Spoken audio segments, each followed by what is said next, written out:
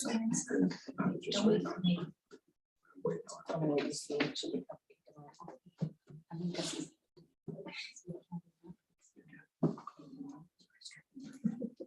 From the paper.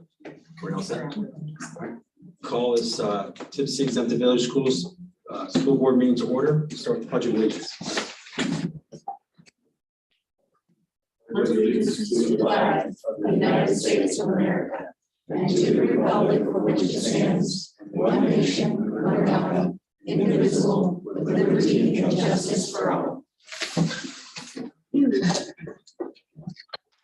the attendance to the Board of Education members, please? Amber Brown. Here. Teresa Dunaway. Here. Richard Main. Here. Simon Patry. Here. Ann Zakor. Here. We're all present. We have a quorum. Begin the meeting. Thank you. Next item is 1C, approval of the agenda. Anybody has any revisions to the agenda? Do you want us to do it now, or do you want us to do it under like new business and I think it makes sense to do it now? If we can do it now, Perfect. but if something Easy. pops up later on. Great.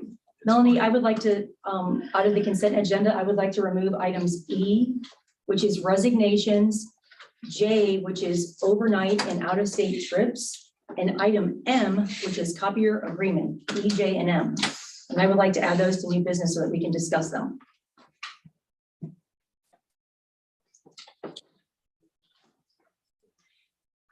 Is there? And so for purposes of procedure, any member can request that consent agenda items are removed without a vote. So there's no need to vote on that, they just get removed. Is there any other revisions or additions related to the agenda that anybody wants to make a motion on? Yes, I would also like to add 3 items under new business, which I guess would be M and OP, which would be Q, R, and S. So Q would be bullying, R would be pay central update, and S would be an outside company discussion.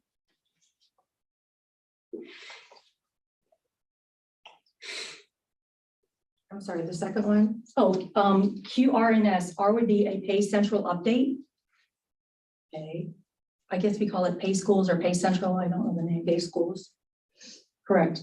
And S would be outside company.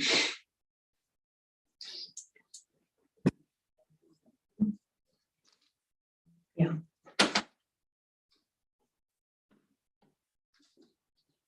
They're both all 3 very short. That's it for me. Anyone else? If not, I'd have a few. The first is an addition, and this can either be a new business or under the treasurer's report. If it's under a treasurer's report, it'd be 5C. For new business, it'd be T. I guess not. Is it 19 or it'd be 9? I think we mixed consent agenda letters and new business together. I don't think So we it'd have- be bullying would be E versus Q. Oh, gosh, I'm sorry. That's Central correct. would be- Sorry. That happens. It would be, E, no, it would be F, and E, G. F, F and G, G. H, I, J. Yeah, it would be J. Your item would be K. Yep, sorry about that.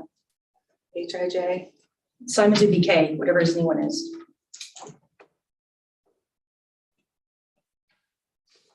So item K would be the fraud risk assessment questionnaire.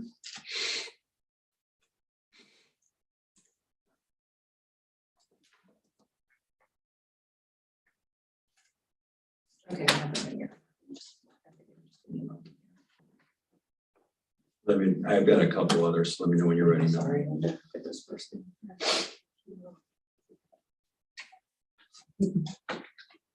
Here's the letters now. It's just bullying. Okay, there might be that.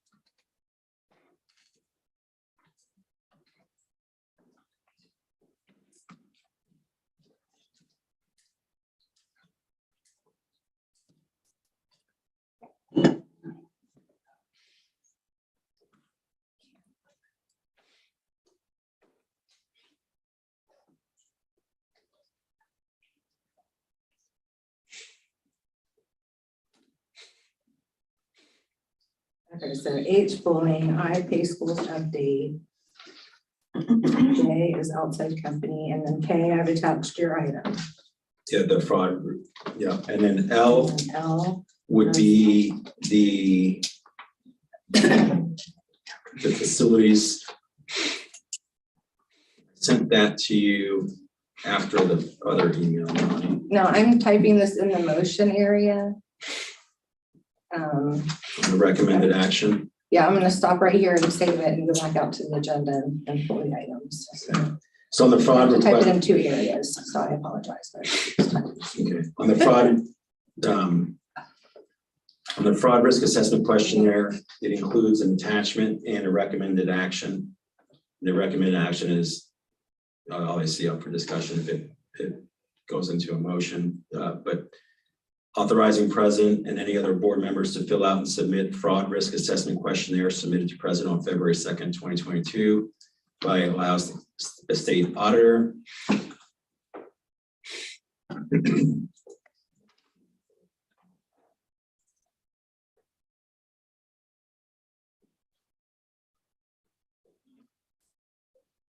It's resignations is coming down.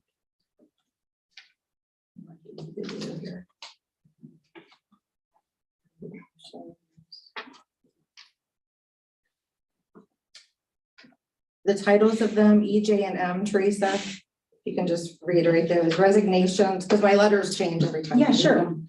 So it's hard to go for letters. So resignations we're pulling out. The second one was J, sorry, I just clicked off on my board docs to Overnight. refresh it. Overnight. Yeah, overnight J, trip. yeah, so and I'm then pulling M. that down. And then copier agreement. copy room. Sorry, when I click out of my thing to refresh my computer, then I don't have it up, so. EJ and M. Thank you. All there. Yeah, co-hiring resolution, transportation. What? Oh God, they keep changing it. Don't pay attention. No, I know, she just changed it again. I was like, don't look at There that. you go. So I'm sorry. No, you're good. It's resignations, Yeah. overnight, out of state trips, and Perfect. copier. Yeah. Sorry. I didn't change mine yet. Wait to the very end. Yeah, click back on. It's always mixing.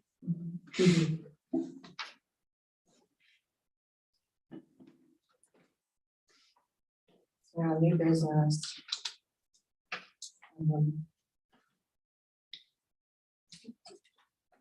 Through D.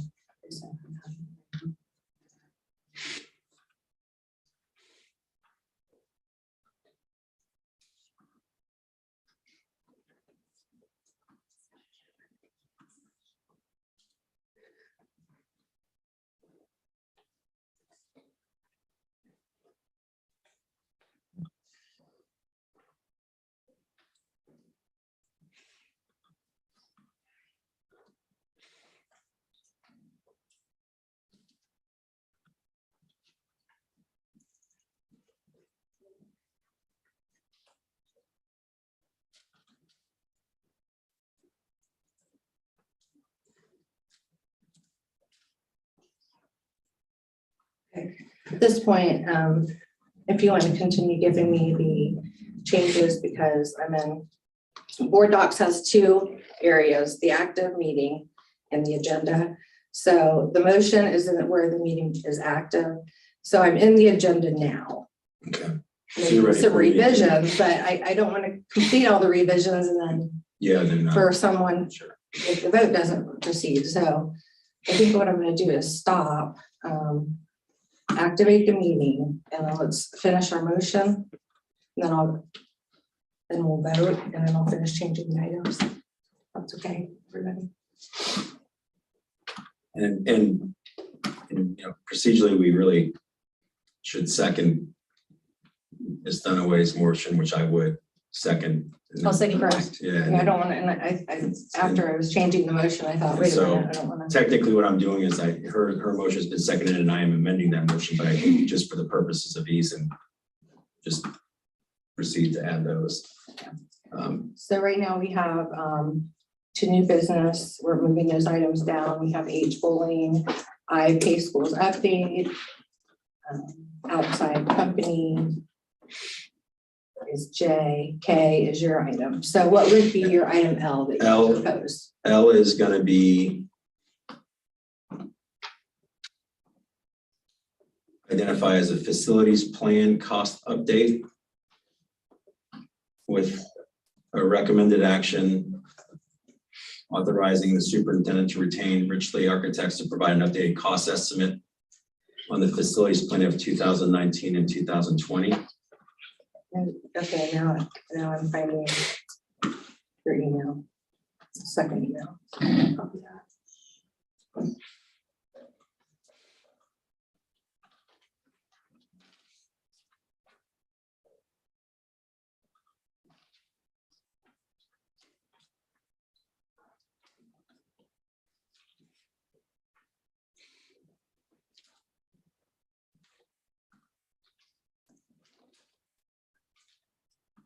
Okay, I've added that item.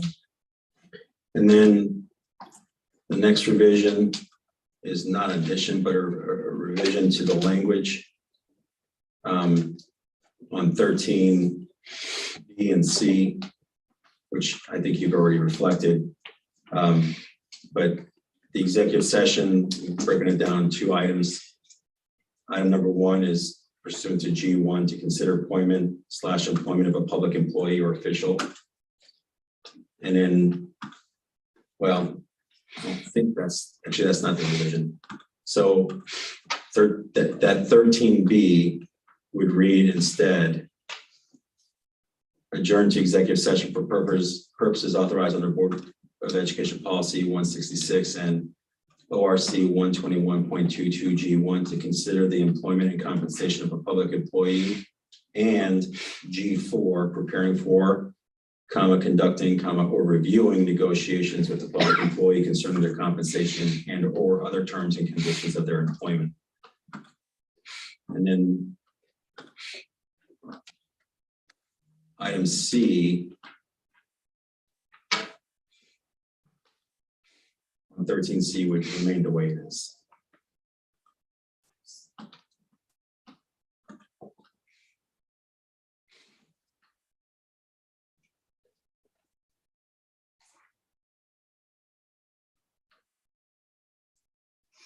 I was just comparing what was currently in the agenda, so it looks like item B you're revising Correct. as a G4 language. G1 and G4 language. So let's see the B1, okay.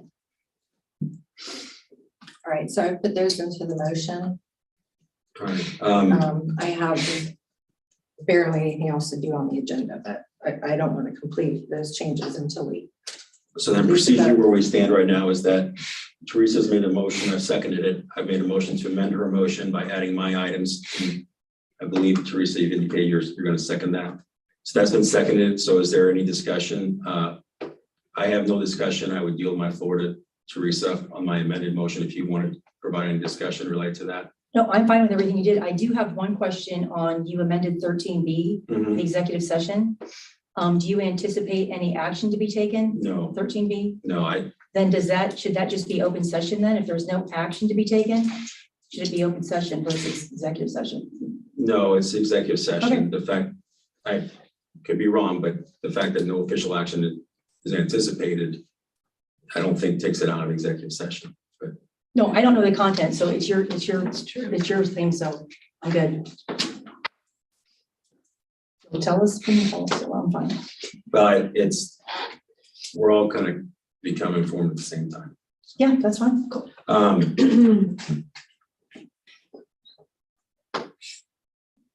Any other discussion? So I still have in the system at first by Dunaway and then seconded. Technically, it would be Since I started an to. amended motion by me and seconded by Dunaway. But as long as our minutes reflect that. And I don't know how Board Docs is going to be using the minutes, but our minutes should reflect that a motion was made by Ms. Dunaway and seconded by myself related to her additions to the agenda. I made a motion to amend that by adding the additional items. She seconded, and now we're ready for a vote. Okay.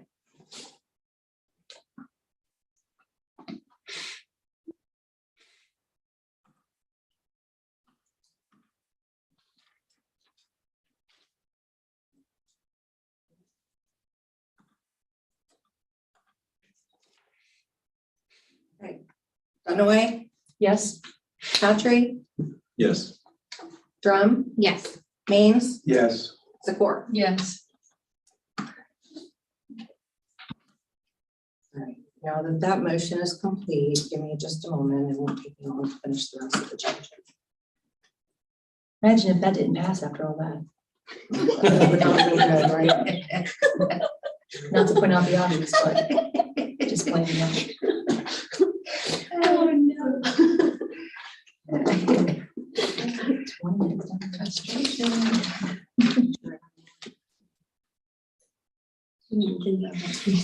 Oh, yeah, I think all kinds of stuff.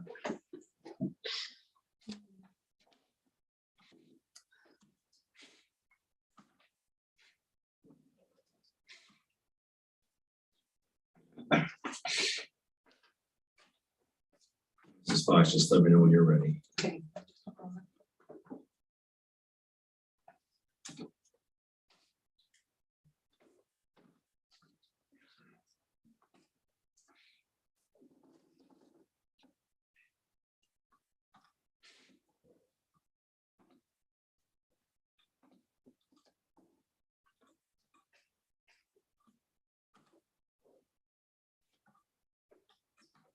Now, look at the one.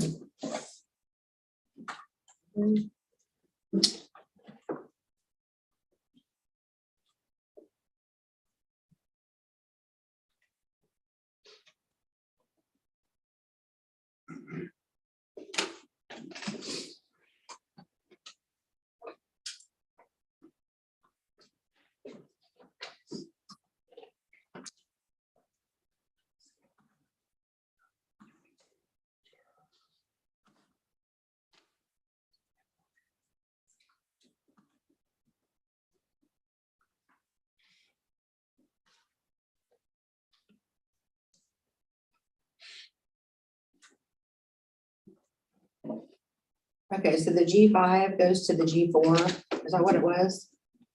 I guess I'm confused on the original language. On executive session, Yeah, number 2.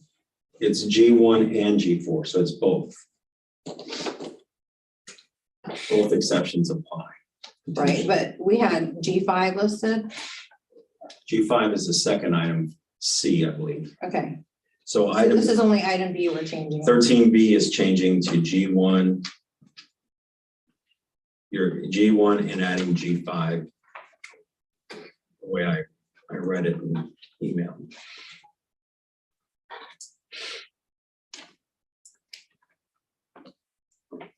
I don't know if it's helpful, but I emailed it to be copied and pasted the codes.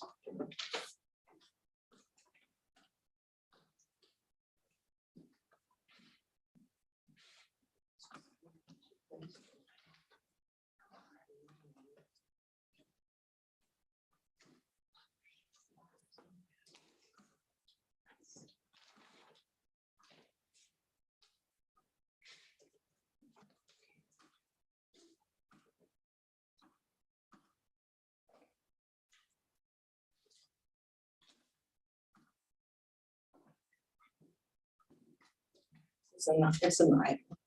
Subject, it's in the item. Label. Try and get it all of them.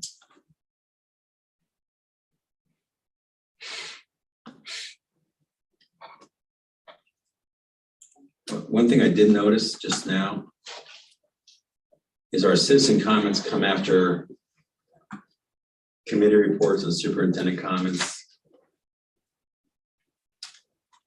which includes a job description and onboarding process. I would move to amend the agenda to place citizens' comments prior to those in case people want to eat what they're making. Gladly second Yeah. that. Agreed, because we've already been 25 minutes in the meeting. I think that's a good decision. I hope you. You're obviously welcome to stay. We're not kicking you out by Okay, any means. so- We're just trying to be polite. What area is it, Simon? I'm sorry. So 4A is It's okay, I citizen, got another meeting to go. 4A citizen comments.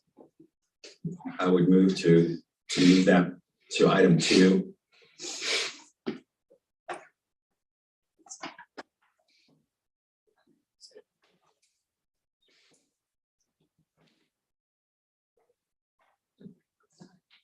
Okay, if you wouldn't mind, you all updating your agenda, please. And checking me, I think I have all the changes.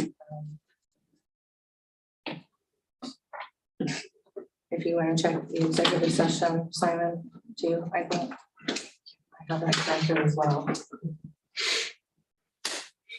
If I missed one, I apologize, but I don't think it is. No, I don't have. All of Lisa's items in there. So, I mean,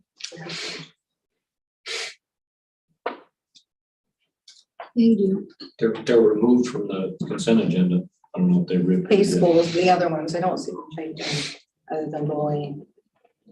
Oh, yeah, bullying, pay central update and Outside company discussion. potential outside company. Under new business, It should be under new business, correct? right, I I don't don't see see it there. Simon's either.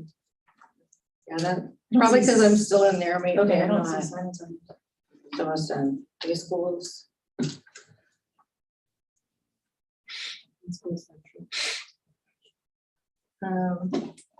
Yeah, there's two of Teresa's missing and Simon's are missing. So is this a discussion item? We have these, Mine aren't gonna be voted on, they're just discussion. So it would be new business. Is yours the same, Simon? New My business? two items are new business Yeah. under recommended actions.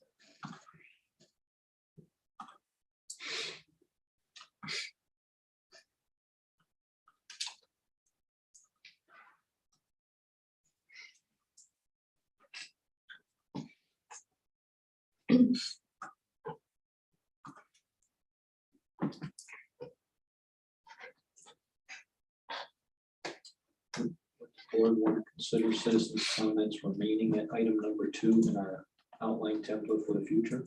I think that Always. makes sense, yeah. Yeah, I've always wanted it that way. Okay. Makes sense. I think with the addition of the second. Yeah.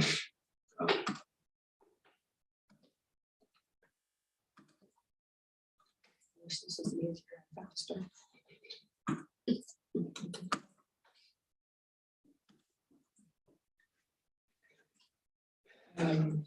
Yeah, you're right.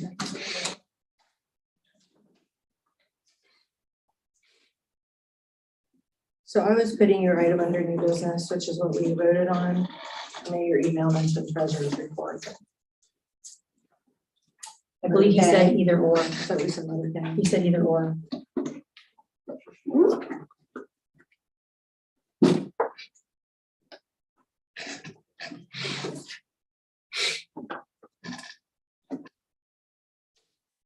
On item K, it'd be under new business. The fraud risk assessment. Right. I didn't do nothing assessment.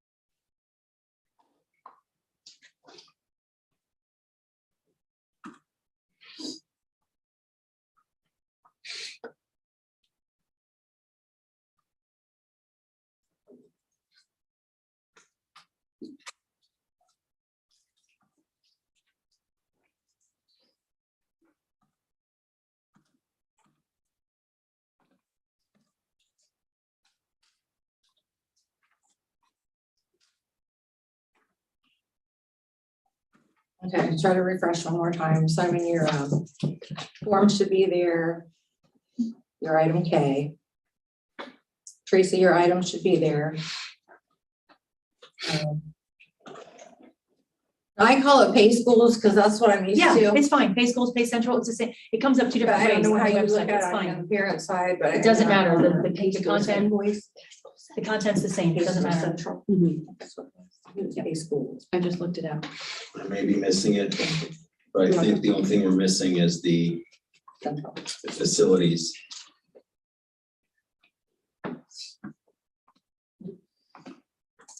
Yes, letter L. Is it there? No, it's not there yet. So item L would be the facilities. Okay.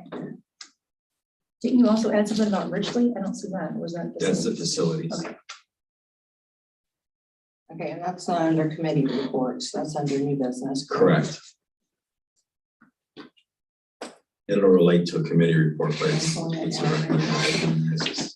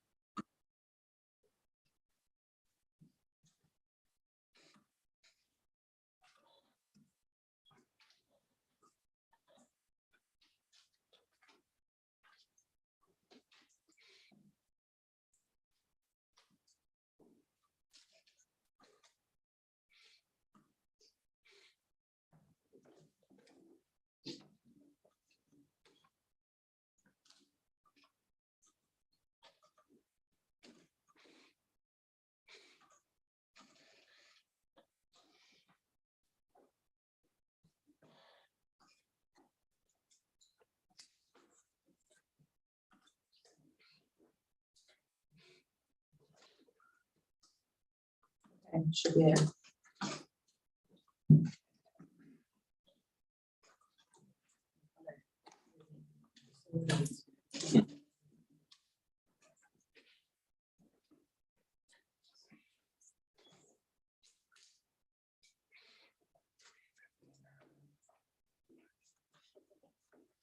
I see it.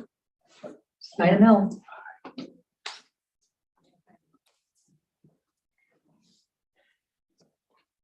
All good.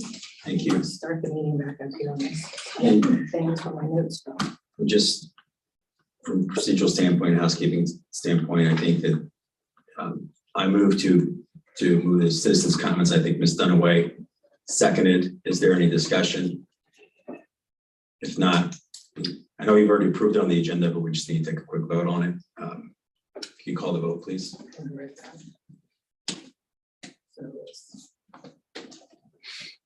It was done away, Patrick. Patrick Dunaway. Correct. Patrick, Dunn. Patrick Dunaway. Simon's motion, I second. Okay. Patrick, Yes. Dunaway. Yes. Drum, Yes. Maines, Yes. Zakor. Yes. Thank you, everybody, for bearing through that.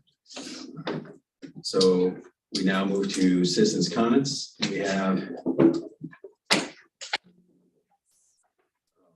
Oh, I'm sorry. The printer market, Miss Aries, Harris.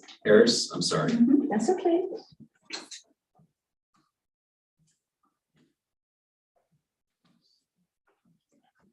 Good evening, I should say. My name is Linda Aris, and I live here in Tipp. And I retired from Tipp City Schools, 30 years. And I also pastor here in Tipp City at Charis Ministries. And I want to thank you for being committed to what is best for our children. So recently, a group of pastors in our community gathered to discuss how we can help parents in our congregations navigate an ever-changing culture and the issues that are changing the landscape of education.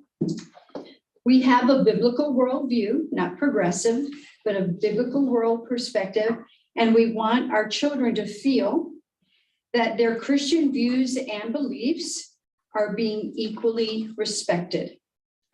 In the last 8 years, we have seen a push by activists towards far left ideologies, like critical race theory, and by other micro minorities, such as the transgender population, to influence school policy. So an area of real concern right now is this gender identity policy that allows boys or men into any school restroom, shower, or dressing area, and how that invades the privacy of young girls and puts them at risk. Just recently, the parents of the Bethel school system learned that without warning, public discussion, there was no public discussion at the board meeting, had voted to allow open restrooms in their district. I attended the recent meeting where there was discussion about that policy, and I can tell you it was an eye-opener. That board grossly underestimated their parents and grossly underestimated the outrage that their decision caused. Most parents with the biblical worldview oppose ideological concepts and pedagogies such as critical race theory, the 1619 Project, and the so-called action civics, anti-racism, and diversity, equity, and inclusion, which amount to educational malpractice. These ideological concepts and pedagogies terribly harm our children's schooling because they divide students by group identities such as race, sex, and assign blame to groups of children on the basis of race, sex, and other group identities. They champion a distorted notion of equity that substitutes equality of outcomes for equality of opportunity as the goal in every area of life, and declares slanderously that any departure from equality of outcomes is the result of implicit racism, systemic racism, or other forms of malice. And they teach a hostility to America.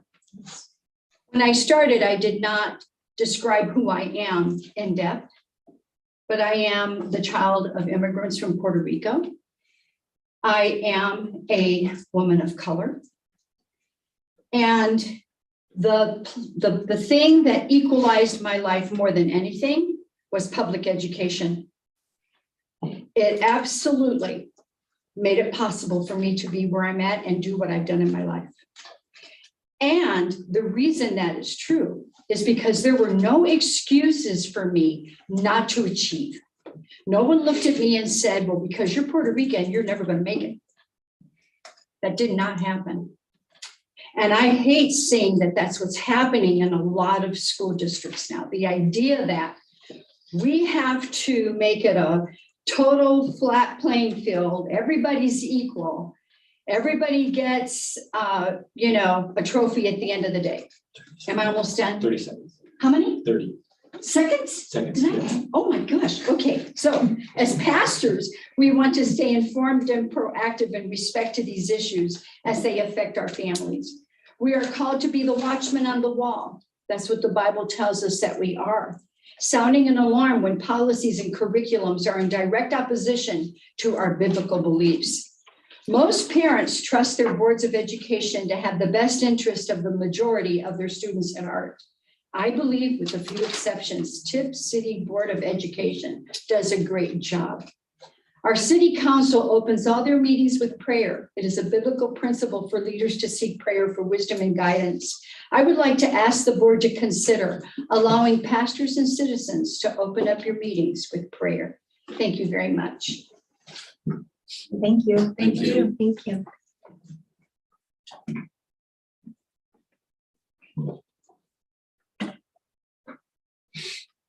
Ms. Bowling?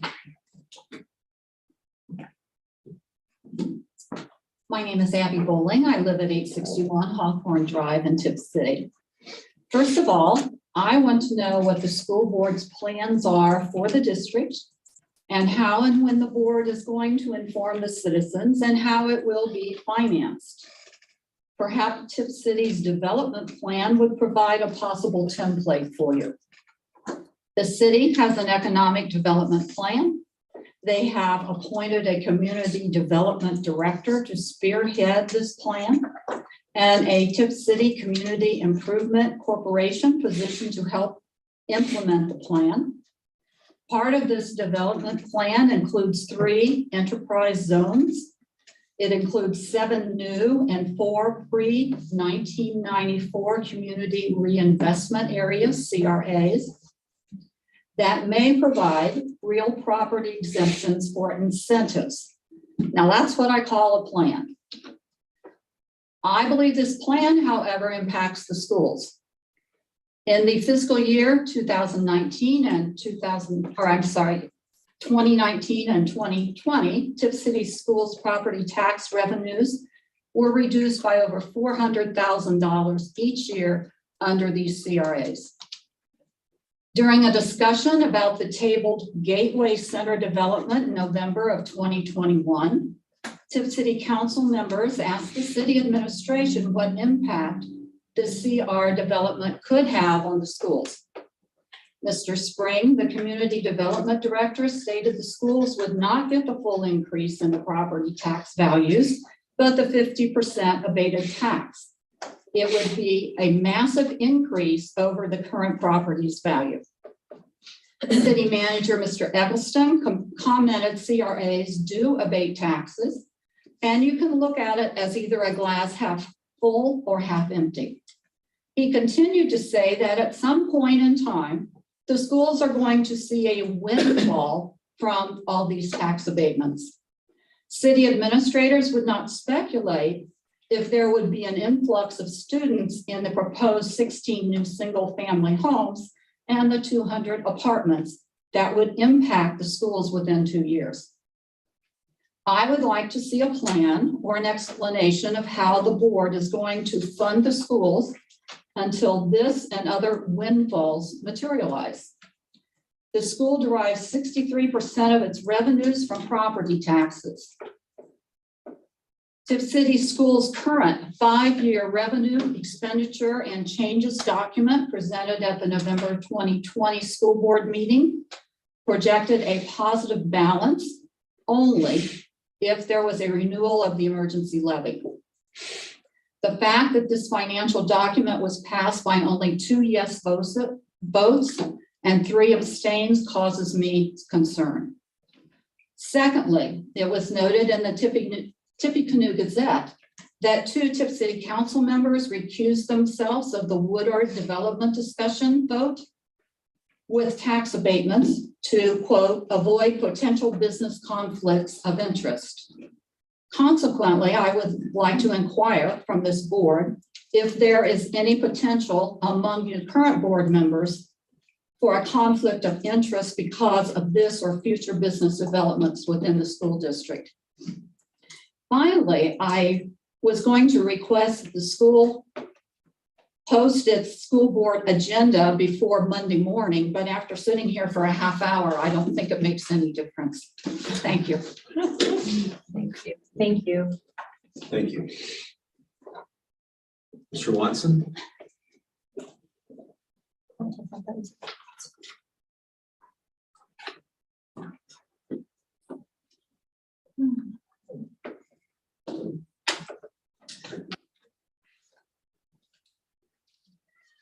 My name is Don Watson, 335 West State Route 571. Taxpayers, students, school board. Truth matters. Usually in the past, when bringing up the word truth, this validity, the state or quality of being valid, I had not added matters, but it does. The best teacher of knowledge is experience. Now that I am in my 7th decade, I'm believing it more and more. Yes, it has been 5 decades since I've been in college. The journey of life has gave me a lot of experiences. The most in believing God is in control. I had a lot of good friends in college with many different careers. Recently, we had our 50-year class reunion. One of my friends wrote in my 50-year booklet that he had went to Michigan State, earned his PhD with his dissertation saying, I believe that Jesus Christ is who he says he is. Jesus Christ will do what he says he will do. I believe that God, our Father, can be trusted. I believe the Holy Spirit can be with us to help. This is simplifies the way I can say what I believe, and I will believe for eternity is after earthly death forever. Now, this brings me to another word meaning valid. Well-grounded, supportable, producing the desired results, legally sound and effective. Synonyms are sound, convincing, and conclusive. 7 years ago, I met with a group of citizens going to the Tipp City school buildings. 2 administrators in that meeting were condemning our Broadway buildings. After working 30 years in the building maintenance for 147 post offices and 17 stations in Dayton, I felt this differently wrong. I worked in HVAC, electric, furnishings, and structures. Now, after 7 years, 2 bond issues, I've been validated by Energy Optimizers USA.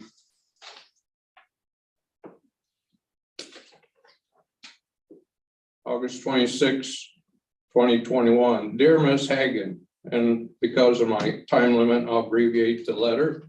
The study has found that all buildings are structurally sound and support a renovation for the long term. Financially, it is more effective and environmentally sustainable to renovate these existing buildings as opposed to demolishing and building new. I recently, last week, visited OSU after 55 years of not being on campus on Neal Avenue. I noticed all the old buildings that were there are still there, plus new ones.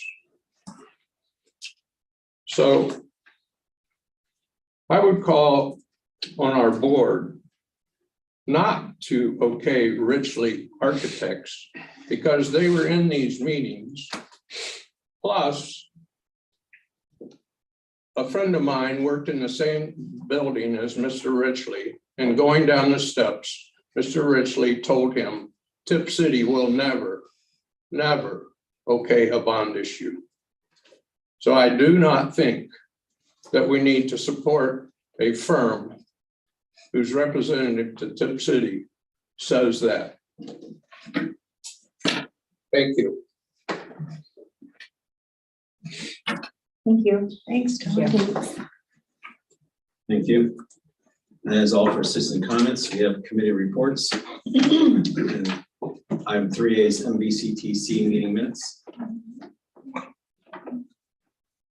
Do you want to present the report, Mr. Maines? Sure. The minutes here were from their board meeting on January 11th, 2022, which I wasn't at that board meeting because I wasn't on the board at that time. However, I will say I'm glad to put them in here because I read them thoroughly to see what they did back then. And I noticed they changed a couple of the meeting dates, so I wouldn't have known that had I not seen your notes here. So I appreciate that. But I will say this, at the meeting I attended, it was fantastic. Those people are good people. There's 17 board meetings, which now I get to proudly say I'm one of the 17, and they're good people. And that whole school, when I got to tour and saw 900 feet of a building, a new building over there, and all the different labs, they had veterinary labs in there, they had dental clinics in there, they had photography labs, they had everything, automotive, aviation, and I was impressed, and I'm glad to be on that board. So I just say thank you to all of you, everybody out there and everybody on this board for giving me that opportunity. It was great. I look forward to going to our March meeting, and it was a good experience. So thank you.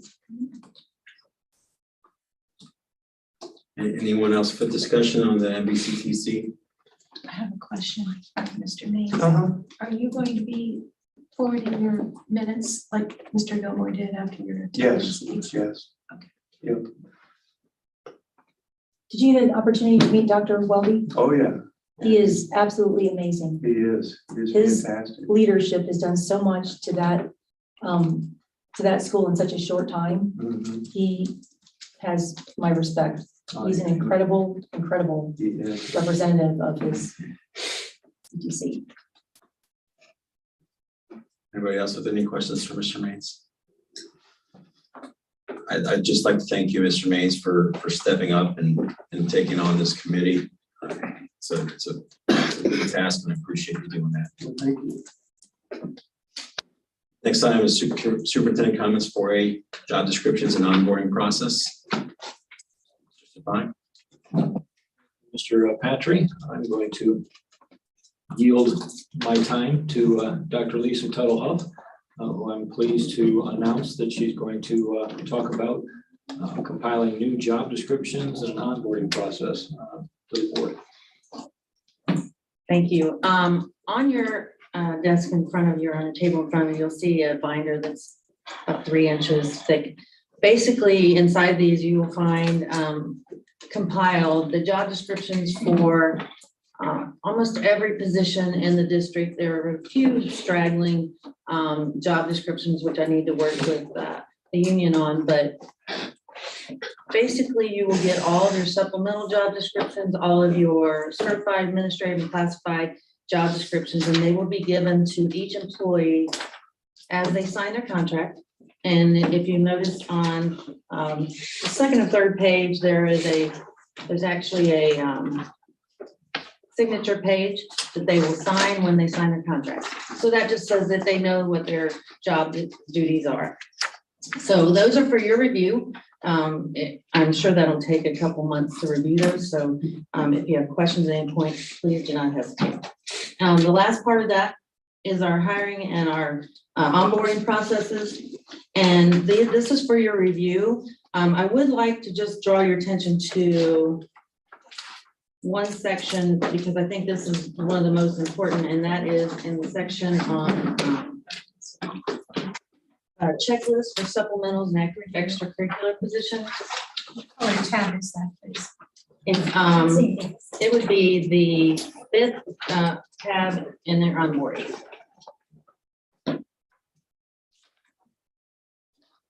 So orange. Well, I ran out of It's colors. behind So the orange. most of your orange, yeah. It's behind the orange. So there are 3 checklists there, and I just wanted you to be aware that, again, there will be a signature page where the coach and the advisor or whomever is getting a supplemental, they know what they have to complete in order to be compliant with certifications and everything else that needs to happen. So there's a process, and it's ongoing. There are parts that can be improved. So I am open to any suggestions that you have there. You'll notice in the very back part, I just gave you some examples of what orientation would look like, just so you have just an example. That will not necessarily always be the same, but I just want to give you an example of what that would look like. So if you have any questions, or if you're not sure on something that I've given you, absolutely shoot me an email and I'll try to explain it to you. Questions? Did we have something like this in the past, or is this all? brand new? No. So I think one of the things I think is important, and Mr. Stefanik and I have talked about this as well. When you have someone who is your successor, they should have something there that says, hey, this is how this is done. Mhm. And so that's what we're trying to do, is put those processes in place. Awesome. So I just want to thank you, because this has been one of my passions for 7 years on the school board. And when the board, basically created the 3 positions last year, this was what that board, I'm speaking for myself, but as a board member, this is what I envisioned, Mhm. because I don't see how we've ever functioned without this. How can you hold people accountable, and how do employees, Know their job. right, Yes. it's not, they just need direction, they need mentoring, they need coaching, and without this piece of paper, I mean, you're new, you're overwhelmed, you don't know what to do. We've never had an onboarding process. That's always been very disturbing to me. And so I feel like we've been hiring people. We don't even know what we're hiring them for. And then I ask questions to the superintendent, is this, whose job is this? We don't have answers. We hired a company to come in and do this 3 years ago. This did not get done, even after we spent $25,000. So I have so much appreciation for this binder that words cannot express my gratitude for your dedication and whoever helped you to getting this done. Because I don't see how we've ever not had this. I just don't, it's like driving a car when you don't know where you're going. So thank you. You're very welcome. I just will tell you this, you may find errors. If you do at that point, please mark them, tell me. Sure. I just need to be able, because as you're doing it, you know, your eyes start to cross. Right. and start to- So just want you to make sure that if you see anything that needs to be corrected, please tell me. So I appreciate that. Give us some time. This will take quite a while, but I I expected it to be. I will help because I'm so excited about this. Good, thank you. Yes, ma'am. Question for you, Dr. Tuttle. Yep. I realize you're a one-person department. Yep. And a new one at that, and thank you for that. The qualifications, responsibilities, duties, et cetera, Mhm. how were those, who were making the determinants for So those? in the very beginning, you had Battelle come in and Battelle helped with that in the beginning. Correct. The skills and abilities on a lot of those will be similar. So I did cut and paste and you'll notice they're similar across the board because they're similar job descriptions. When you talk about education, a lot of those skills and Same. those abilities will be the same. So, but originally I would say Battelle. Hotel, okay. And so I guess where I'm coming from is because this, I mean, we're a small district, but in some regards, we're not a small district. I guess it's a relative framework. Have the people in these positions had input into this as well? Yes, they did. So actually, I worked with the union on their positions. Great. I worked with each of the, I will say this, I worked with almost every person except the coaches. It's a little bit more difficult because they're transient and they're not always the same. But the ones that are the certified administrative classified, I did get input from those, yes. Okay, and then my next, I think, is a very key piece, because I think this is great, and it's really astonishing to me that the district has operated without this all these years. I mean, this is something that, Well, you had it, it just wasn't in the same format and it just wasn't Yeah, well, with a signature page. it and wasn't really as comprehensive. retrievable in terms of, and that is what is, is astonishing to me, that from many perspectives. So what I also would like to know is how are this great initial framework going to start segueing into pay structures? So actually, we started with, I have started to look at different pay structures that are across the counties around us and to look at, first of all, let me go back. All salary structure, all salary schedules, all job descriptions, all contracts, all are going to have the same title for every job. And it's for somehow, and that just happens across school districts, it happens. A salary structure may have a different title for a job than say a contract or a job description. We're making them all the same. They're all going to be the same, so we know what we're talking about. So when I am reaching out to different school systems, I'm asking them what they call their job and what their salary schedule is for those positions. We will be having something like that for you in the next couple months, as far as what we found. And for the most part, what we found right now is Tipp City does pretty well, but we can improve on some things. Okay, so you're looking more at a Miami, countywide? No, I've gone outside of that. Okay, Actually, Southwest Ohio area. Yeah. okay, great. And then will you be like, I don't know, down the road, I know this is a lot, I'm asking a lot for one person running. Is that something that you're envisioning, like being able for the employee to see the mid-range, the high, the low, so they can gauge and create their arguments for where they feel they need to be in that? Yes. And what I think is also very important is they get a copy of that salary structure when they're hired. So that they're able to see that and where they're going to be, as trying to keep that retention piece. Here's where you're going to be as you move up that salary That's right. schedule. It's called motivation. You want, you know, you want people to be motivated and to know what the next level is. Okay, it's great. Is that it, Ms. Secor? Do you have Yes. more?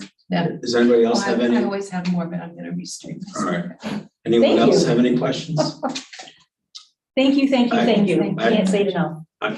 Yes, sir. I have some questions. Mhm. Dr. Tolhup, there was a reference to having retained services for $25,000. Mhm. I'm not sure if that was Battelle. Was that Battelle that was retained? Patel was retained, yeah. Did they provide us services? Because I wasn't here when we did that contract, so I'm not sure what the scope of They services did. was. They provided the template and they started the job descriptions. Okay. And so what I did was just kind of, I added to the ones that were not there and then did the supplementals and all the classified. They were not finished. So I guess they didn't just take our money and run, right? No, they did not. Okay, all right. No, and they're still, I mean, they put a very good structure together and they worked with the union. They also worked with the different departments to get input too. So I will not say that they took your money and ran. I think what they did was give us a very good structure. Okay. Did they have anything, does the scope of services relate to the pay structures or recommendations relate to ranges or anything like that? Or was it just relate to job descriptions? No. That's all I had. Did anyone else have any other questions? No, but this is awesome. Well, Thank you. but Patel did do a lot of the work, but I will say it did take a little while on your supplementals. That's a difficult one. So Yeah, I would suspect even with a great template, this took a lot of work and I really appreciate Yeah, all your thank you. efforts on this. Thank Thank you. yes, thank you. There's nothing else on 4A. Mr. Stefan, did you have anything else you needed to add? No, I thought that was a pretty significant item, so Right, I gave the whole report to that. That's a wise choice, I think. All right, we are now to the treasurer's report, 5A monthly financial report. Ms. Fox?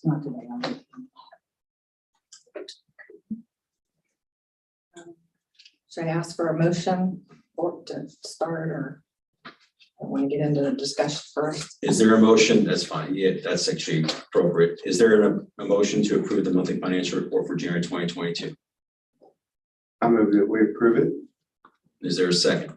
I'll second. First, Mr. Maine, second, Mrs. Secor. Is there any discussion? Mr. Maines, you made the motion. If you wish, you can yield it to Ms. Fox, I'll yield to Ms. Fox. or Mrs. Fox, I'm sorry. Mrs. Fox. January was an exciting month in the treasurer's office. This is the new month for the Ohio's new fair school funding plan is beginning the phase-in of some adjustments to our funding. However, for my office, it was somewhat tricky to know exactly what we are going to get through the rest of the fiscal year. We got a nice payment, which reflects back to July 1. So we did have a bit more in revenues. The majority of the change is the base cost calculation to our foundation formula, and some of the things that are involved in the base cost, that have ample effect on that are special education and transportation dollars, for example. And some of the restricted funds are gifted funding, English learners, career tech, and open enrollment. In each area, there were slight adjustments to our funding calculations.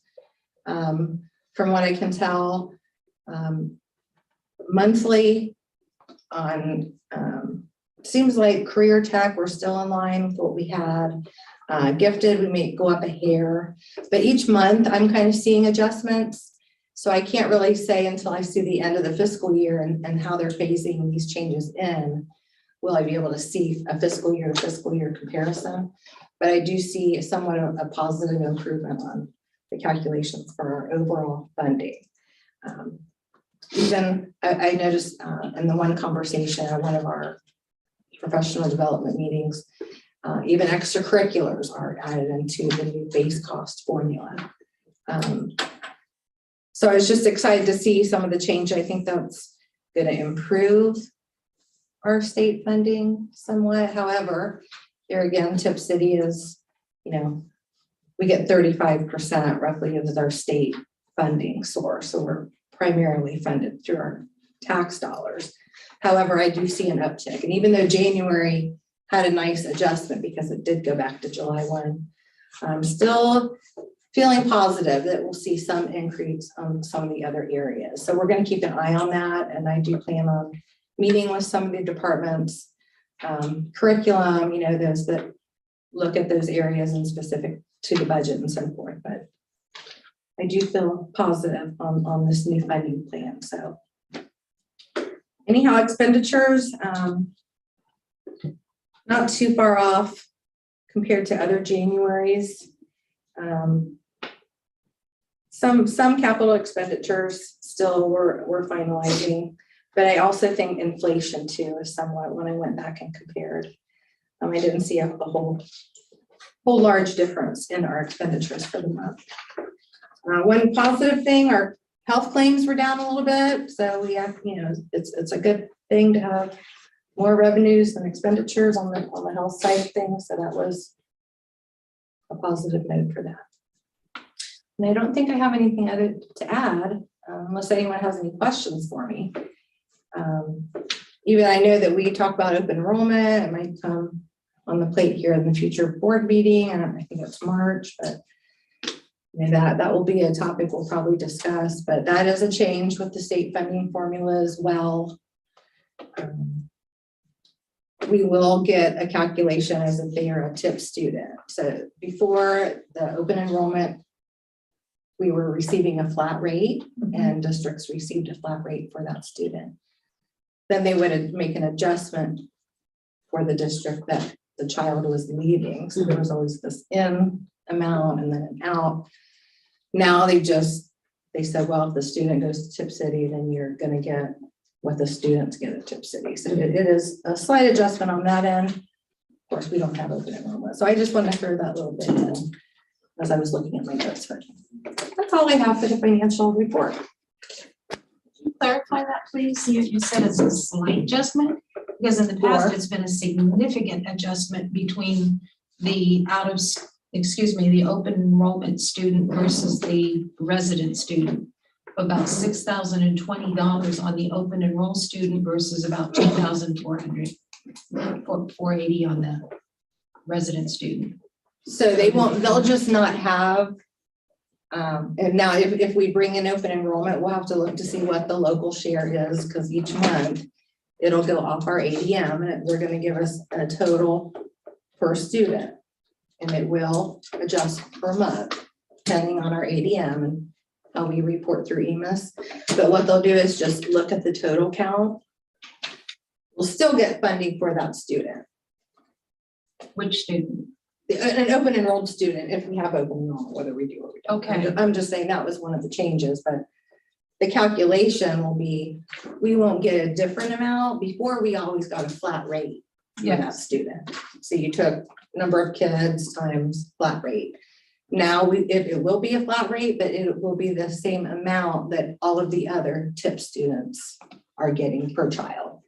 So it won't be a different amount. It'll be the same amount. So we'll just be funded as if they were a Tipp student. So that's Which is significantly less money. yeah. So they're looking at the funding formula as who is going to that school versus and if different areas, special education, because when the parents or split families, however it is, they just are changing that deduction. So there was like an in cost and an out. Now they're just going to have a per student amount, and it'll be the same amount for open enrollment that it is for the regular ed child. So Interesting. Mrs. Fox, you mentioned the Ohio New Fair School Funding Plan, and that's phasing in, and that impacted. I assume that's in the unrestricted grants and aid category. both unrestricted and restricted. Okay, so both of them, that's probably why both of them went up. Yeah, and But- some of them became, I had to change some receipt codes on the revenue side for some tracking purposes. But some of the restricted amounts were moved into the unrestricted. Mhm. But the So- big part was. Or the larger amount, yeah, no. Unrestricted, and it's almost double what it has been for the past 2 Januaries. So Oh, is yeah. that additional, the amount that they did for the catch-up, which would Catch-up. be about 700,000, was that for the entire year, or was that for just the fiscal year to date? That was back from July Yeah, to January oh, wow. to December 31. So. Because I did a correction for some of the areas they wanted to change the receipt Yeah, looks like a back to pretty July 1. good- Student success and wellness is also an amount that we received a nice amount for, and that is in the general fund. Before that was received into a different fund. But the state has improved that amount for schools, student success and wellness. And an example is some of our counseling services that we use, so that we've not had in the past. So will that? Seems like that continue? amount is increasing in the budget as well. So that will Which came in continue to January. increase through the rest of this year then too.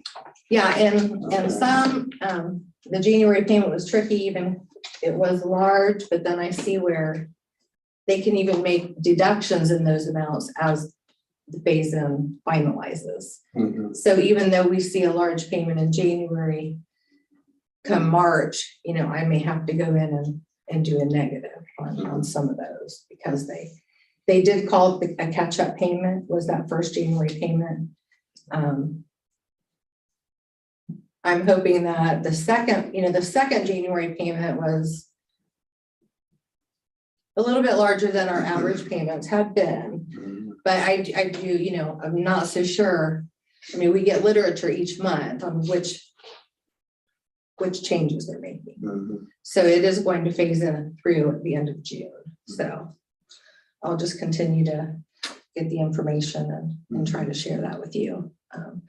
I know the student success and wellness amount had not been received at all this year, and that was a full amount. It was like 170,000 or something. That was all a part of the January payment as well.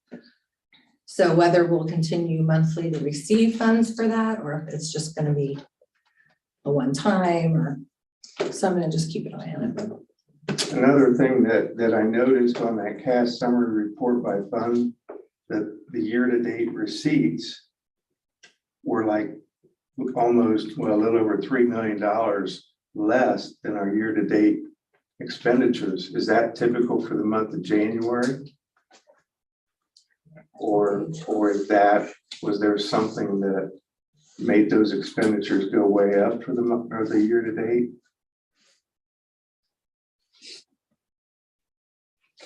I don't know your question. I'm sorry, I'm looking at the Okay. expenditures, but Yeah, if you go to the very bottom on that report, the cash summary report by that's fund, summary. Mhm. and in the third column down, the year-to-date receipts, fiscal year-to-date receipts is like 20 million, and the fiscal year-to-date expenditures was 23 million.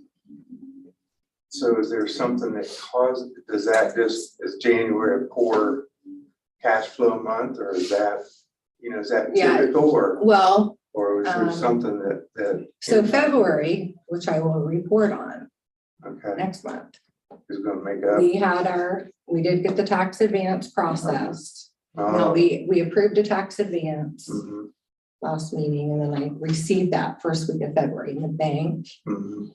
That's one thing too. I don't know. I think in 2019, it looked like the taxes had gone in January, but Uh-huh. Okay. so that's roughly $5 million. Okay. So the revenues will come only in a Gotcha. couple of big times a year, of course, Mhm. taxes. If I If they may, had hit by January, then, Mhm. if it's helpful to the group, if we look at previous, to kind of answer your question, Rick, Mhm. the January 31st, 2021 financial report provided very similar numbers. Okay. It so had it is- fiscal year-to-date receipts of 18.5 million roughly, and expenditures of 22.5. So it's kind of a seasonal. I don't know the reasoning, but I can tell you that it's consistent, Okay, at least last year. okay. That's the only questions I have. Are there any other questions? Or discussion?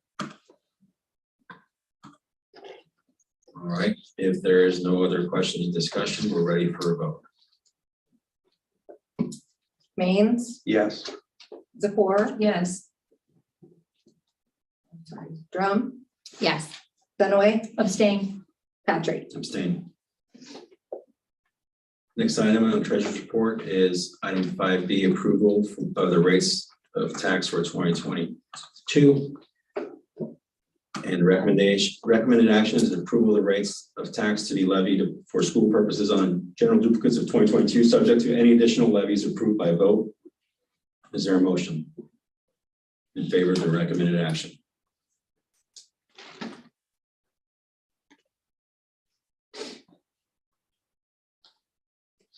Any motion in favor? I will motion in favor so that we can discuss it.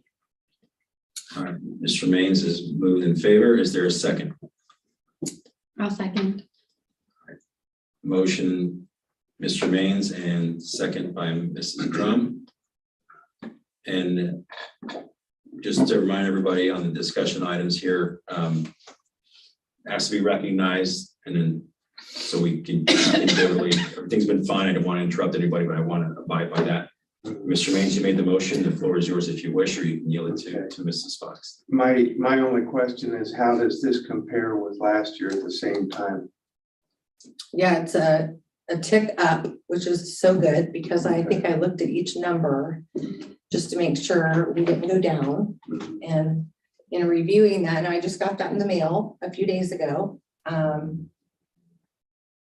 kind of reviewed, compared it, and pretty much just am presenting it to you all as information. Okay, I haven't done much else with it other than, like I said, I did compare it to make sure we didn't reduce anything. Obviously, and we were just discussing mills because of course we have our facilities projects on the horizon, I guess if you want to put it that way. The mills of the bond, we were just kind of looking at that. So I guess that was the only thing that may have gone down. I think, I want to say it was 325, it went to 3, great. but ultimately we're paying down a balance. Mhm. And as that balance goes down, those millages goes down, but each year they assess that. And that comes just there at the end of the year, but that would be the only smaller amount you would see set aside, and that fulfills our bond requirement. Okay, thank you. Mrs. Drum, did you have anything you want to ask? No. All right, anybody else have any questions for Mrs. Fox on this or any discussion? I have a question. Mrs. Zakor? I need some overall general guidance as to what all this is stating, meaning behind it, honestly. So as far as the certificate and the levies, so the one attached sheet has the levies that are approved for our school district. There should be several pages on the attachment. But the rates are just calculated based upon the mills of each levy and the inside mills and the outside mills together. And there's a percentage. So there's the calculation's not in here. I know I do have it in my office, is how are they calculating the breakdown. These But are the certificate is what the past, county. past events, correct? These are past. Yeah, so that's tax year 2021 collected in 2022. What our revenues are gonna be.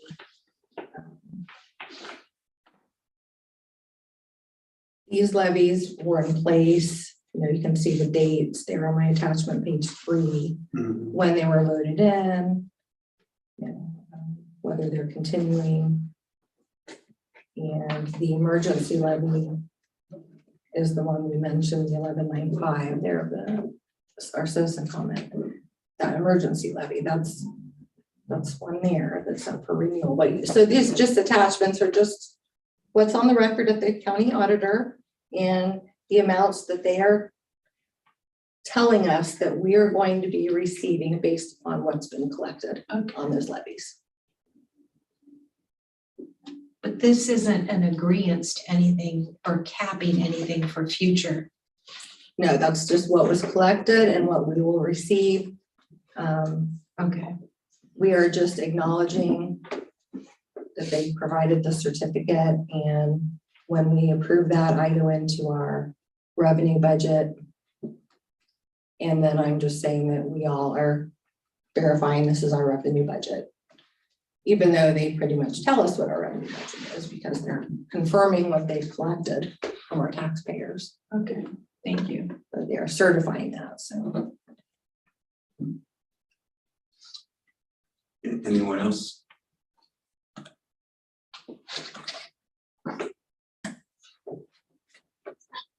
I'm just gonna point the board's attention to the first page. The action that we would be taking would be identified there at the bottom portion of that page, where below Mr. Gearhart's, Mr. Stubbs, and Mr. Kendall's signatures there, indicating to the Miami County Budget Commission that at this meeting, a motion was made that the rates of taxes determined by the Miami County Budget Commission for the year 2022 be accepted. It identifies who seconded the motion, and then that pass and signing that. So just want to make sure everybody understands that that's what's happening here. And then Mrs. Fox, did you have anything for any questions I have or any discussion I have to anything you may want to add or discuss with the group? I don't think so. Hopefully we've covered it. Questions? There appearing to be no other discussion or questions, I call for the vote, please. Maines, Yes. Drum, Yes. Dunaway, Yes. Patry, Yes. Zakor. Yes. Next up is item 6A, the public records request update.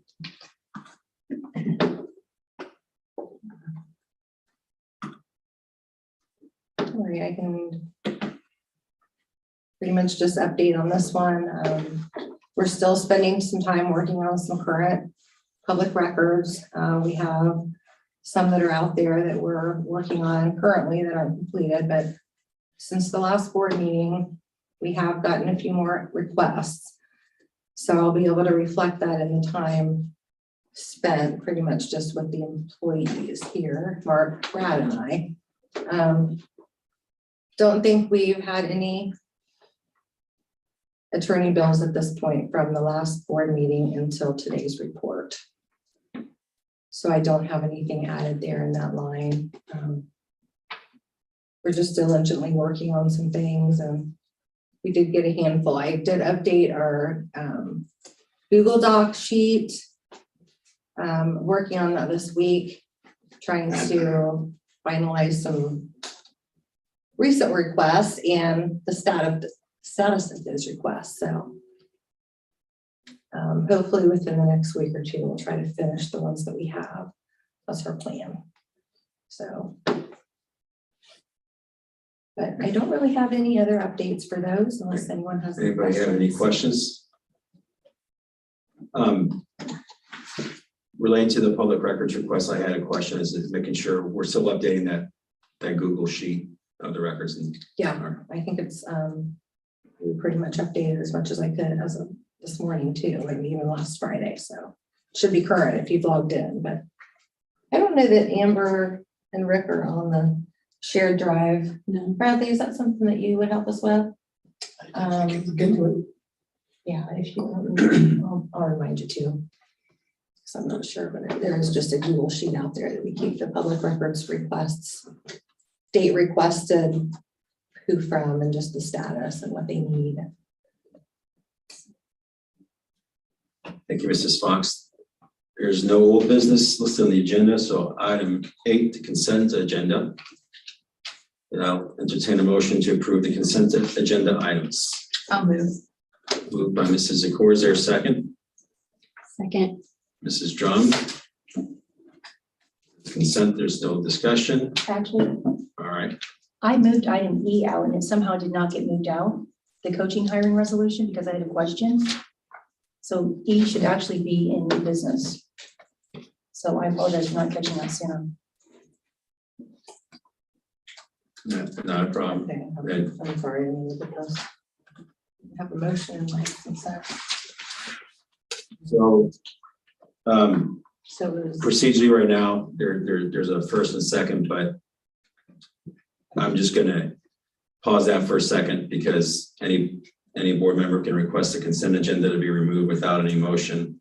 And it doesn't matter as to the timing. And so we're gonna go ahead and remove item 8E, coaching or coach hiring resolution.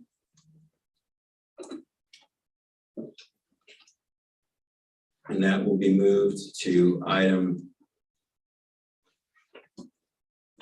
I guess, 9M.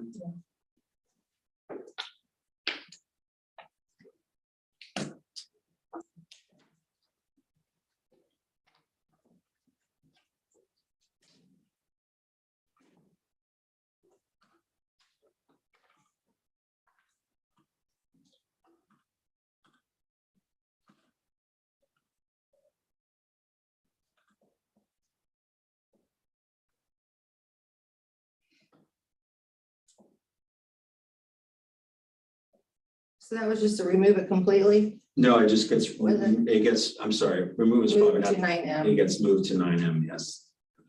Yes, please.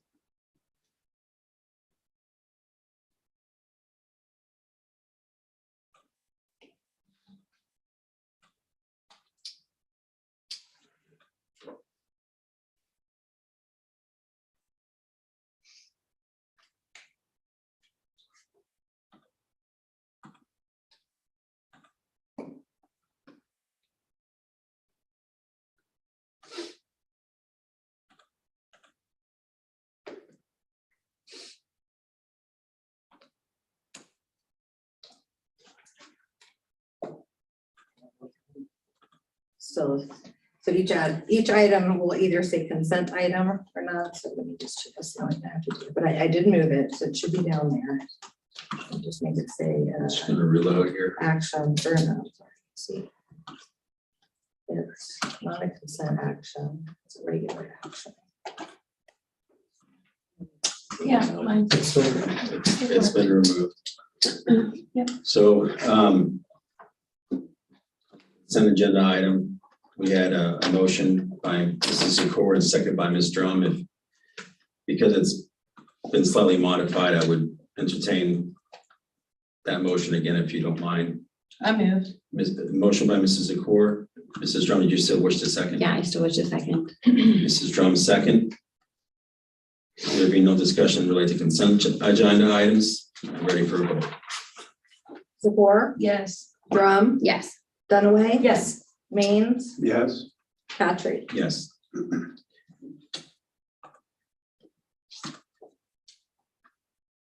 So motion passes. We are now to 9A on new business, the proposed 2022-2023 calendar update.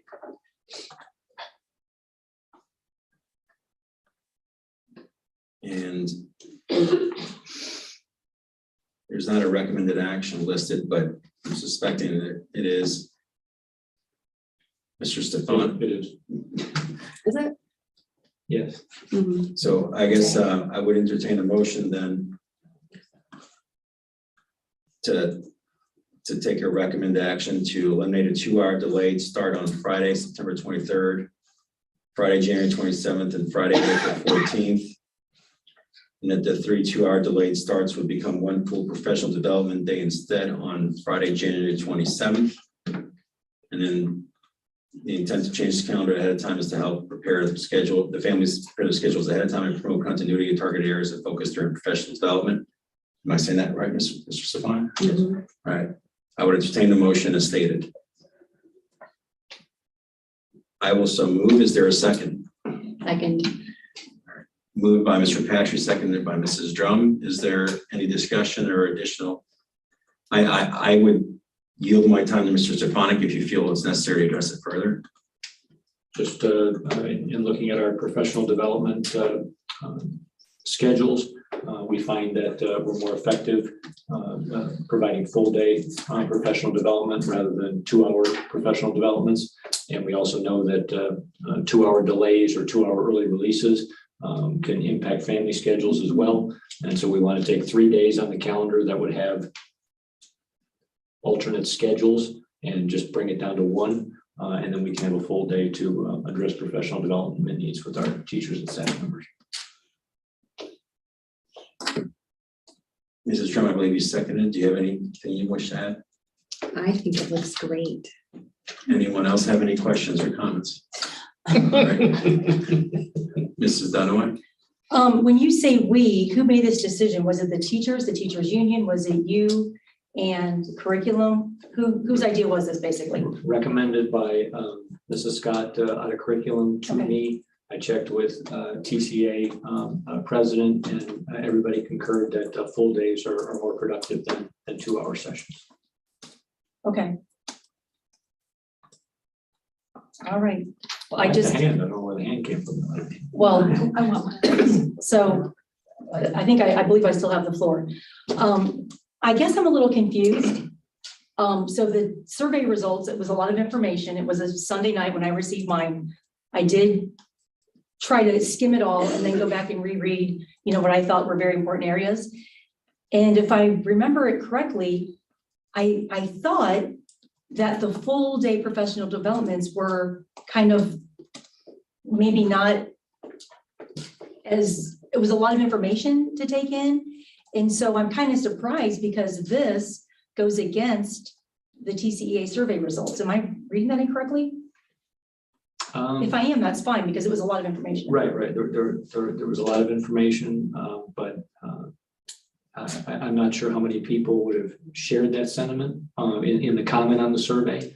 Okay. So it could have come from a few members, like or it could have come from a group.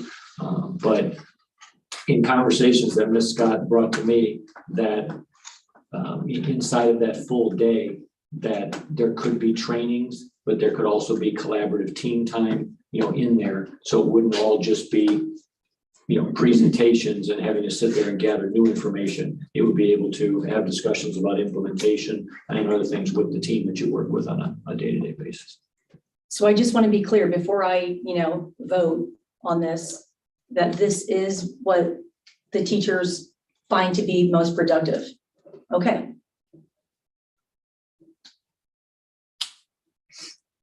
Any other questions or comments by anyone? All right. Having no such questions or comments, call for a vote. Simon, you were the first to motion and then Amber, Yes, correct. Patry, Drum. Patry, Drum. Okay. Patry, Yes. Drum, Yes. Dunaway, Abstain.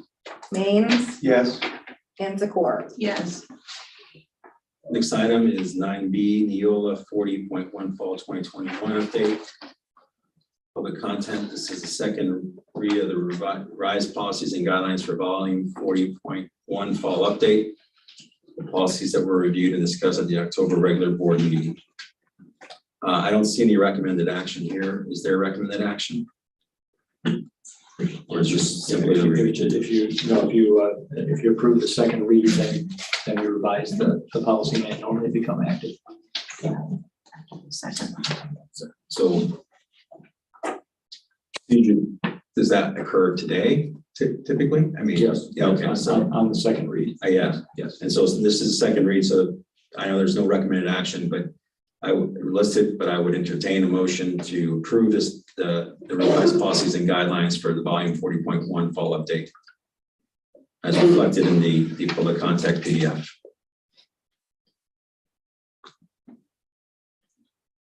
I'll second for discussion purposes. Mr. Maines will actually be the first. Is there a second? Second. All right, Mr. Maines and Mrs. Drum. Okay. my only comment, I guess, is we just received this a few days ago in our email, and it was 109 pages. And, you know, then the other one coming up was like 70 some pages. So honestly, I felt like, okay, I need to go to the board, and since I wasn't here last year when we did this, if you could just summarize for me what it was you did. What's it all about? Is this something that all the school boards are doing? Or just ours? Just curious. So we entertain that. Yeah. Mr. Stefanik, if you wish. Twice a year, our policy consultant, Neola, goes through and they look at any legislative actions that happened the previous summer. Okay. And so what they do is they go through the board policies and make sure that the policies align with any of the changes that happen in the summer session. And so this was a pretty big one, but this packet is the packet that was pretty much just adjustments to make sure that they lined up with the legislative actions, the new statutes. So there's nothing in here like a brand new policy that has never been considered before. Okay. There were 4 or 5 policies that were pulled out, and we had a follow-up session on those. And we're sending those back to the policy consultant to prep those for approval at the next board meeting. But this one is the pretty easy one where they go through and they just make minor adjustments, and it doesn't change the intent, of the policies there. It just aligns them with state law. Okay.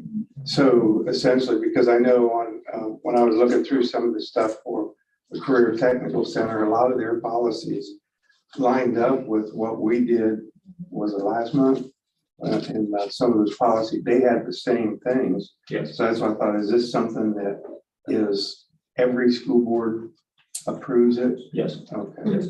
So twice a year, again, and they go through first reads and second reads. And some policies have, and that's the group of 5 that's awaiting to come next month. There might be a lot of choice options in certain sections of the policy for the board to discuss. And these are pretty much typical changes that happens anytime something in the statute flexes a little bit. You just have to make a little bit of a change in the policy to make sure you don't have something contrary to state law in your board policy. So who went through? Since you're not allowed to do that. Yeah. Who went through it in detail and to make sure? I mean, is that something that you do and you didn't see anything? Right. We have 2 board representatives on there. Okay. The packet that'll be coming up for the first read, Ms. Zakur and Ms. Drum are the representatives to that. And then we actually have the consultant from the agency leading that review of the policies that are coming up. Okay. For point of clarification, this update, Mrs. Zakor and myself were on the committee at the time along with, I believe it was Mr. Stefanik and Mrs. Fox, and heard the presentation by Neola where we went through all the policies. During that meeting, we identified as a committee some policies that we felt should be partitioned off and then addressed individually by the board, either for your information or for options to be selected, which was a subject matter of the last work session that was addressed. And then the next one is going to be Mrs. Drum and Mrs. Zakor. Okay. Mrs. Drum? Yes, and also these policies are what we went over at the work session that we just had. So we've actually, the 3 of us were sitting here and we went over these policies. So we've already looked at them, decided what wordage we wanted, and then said, yes, this is what we want to present at the actual meeting today. Okay. If that helps you clarify it. Yeah. Mrs. Dunaway, I guess Mrs. Drum, are you? Yeah, I'm good. Mrs. Dunaway? Just to clarify, Mr. Maines, I don't remember the exact name, Mr. Stefanik, but I believe not all school boards in Ohio use Neola. There's also another company, and what are the initials? What's it called? SWB, SBC, or something like that. So just to let you know, Mr. Maines, it's either Neola or this other one, but then everyone either uses one of the 2. Okay. And they each have a representative, Norma's ours, and it just kind of keeps us all, up to speed, on track, and up to date with legislation. But I apologize, I can't think of the name. It's like 3 digits, three letters, starts with an S, but I don't just so think you it's know. Neola in the district side, but what's Yeah. the other one? But there are 2 in Ohio, So to clarify, everybody does policy revisions. But not with every year, Neola. Not necessarily with Neola. yeah, Neola or the other one. Mrs. Court? So I just want to say also that at our last work session, we didn't really review the policies. What we did was we looked at some of the options. You can choose option A or option B of a particular policy. Mhm. So it wasn't really a policy review. Okay, that's what I thought. Yeah, it was just more or less. And then the second thing I want to say, because this is really key. I mean, policy is what drives your district. And a lot of what I've learned in 2 years, a lot of this gets driven through legal alerts, what gets passed on and determined in the Sixth Circuit, or what the US Supreme Court. And so then from there, that sort of gets hammered down on you that you pretty much will do this, or you run the risk of being in court, not faring well. So there's several in here that are driven by legal alerts that would not be my choice. And and so I just want to say that, put that on the record, that you, in some regards, your hands are tied, and we all took an oath to uphold the law as a board member, so you don't have a lot of that wiggle room. Not saying anymore. Yeah, and did you have anything else, Mrs. Court? No. To add to that, just to expand a little bit on what Mrs. Court says, the Sixth Circuit is the US District or circuit that has appellate decisions that bind us in Ohio related to federal laws, and then we have also Ohio law, Supreme Court, and US Supreme Court. And so when they say that that's the law, you ignore it at your own peril. And so there's only so much we can do as having, like Mrs. Zakor said, sworn to uphold the Constitution and the laws of the United States and Ohio. If there's an issue with the laws and things that bind us, then it's through the legislature or constitutional amendments is where you go. And just because we don't like a law doesn't mean we can't follow it. We don't follow, we have to follow the rules and things that are there. And so I would echo those comments. Anybody else? Mr. Stefani? Just one more clarification on what Ms. Drum was saying. The few policies that we were discussing at the last work session, where there were a lot of choices from the board, those aren't in here yet. This is the packet that was pretty much just presented to us. Yeah. We didn't have any board choices in this packet. Okay, I didn't think. Yeah, the little packet of 4 or 5 that you worked on at the last work session, they're coming in a separate packet next meeting. Okay. My bad. No, you're fine. There's a lot of, They there's just a lot of look like policies. Yeah, very there's a lot of same, so I went back and looked, so that's my fault. Yeah, there's a lot of policies. Just to add on that, Mr. Stefani, is that these were recommended by the committee to be approved as they were written. Mhm. They were not part of the petition. And so the committee had made the recommendation that the board approve it. Yes. Anybody else? Yeah. We just heard a citizen comment tonight about the bathroom situation, and a big topic, and it is driven by Title IX. And are we going to have a discussion on this? Are we gonna talk about this as a district? I think we need to. Because it may not be here as of today, but it will eventually. But it's a locker room situation, a bathroom situation. So I don't know where the right forum is for that, but I think we should run into it rather than run away from it. That's a good work session type of topic. Mhm. Anything else? All right. So there is a motion by Mr. Maines and a second by Mrs. Drum I'm correct, Yes. to approve that. And there be no further discussion or questions or comments. Ready for a vote? Mains, Yes. Drum, Yes. Dunaway, Yes, Patrick, Yes. Zakor. Yes.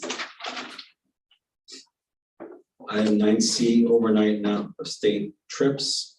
Recommended action is approval of the following overnight and or out of state trips.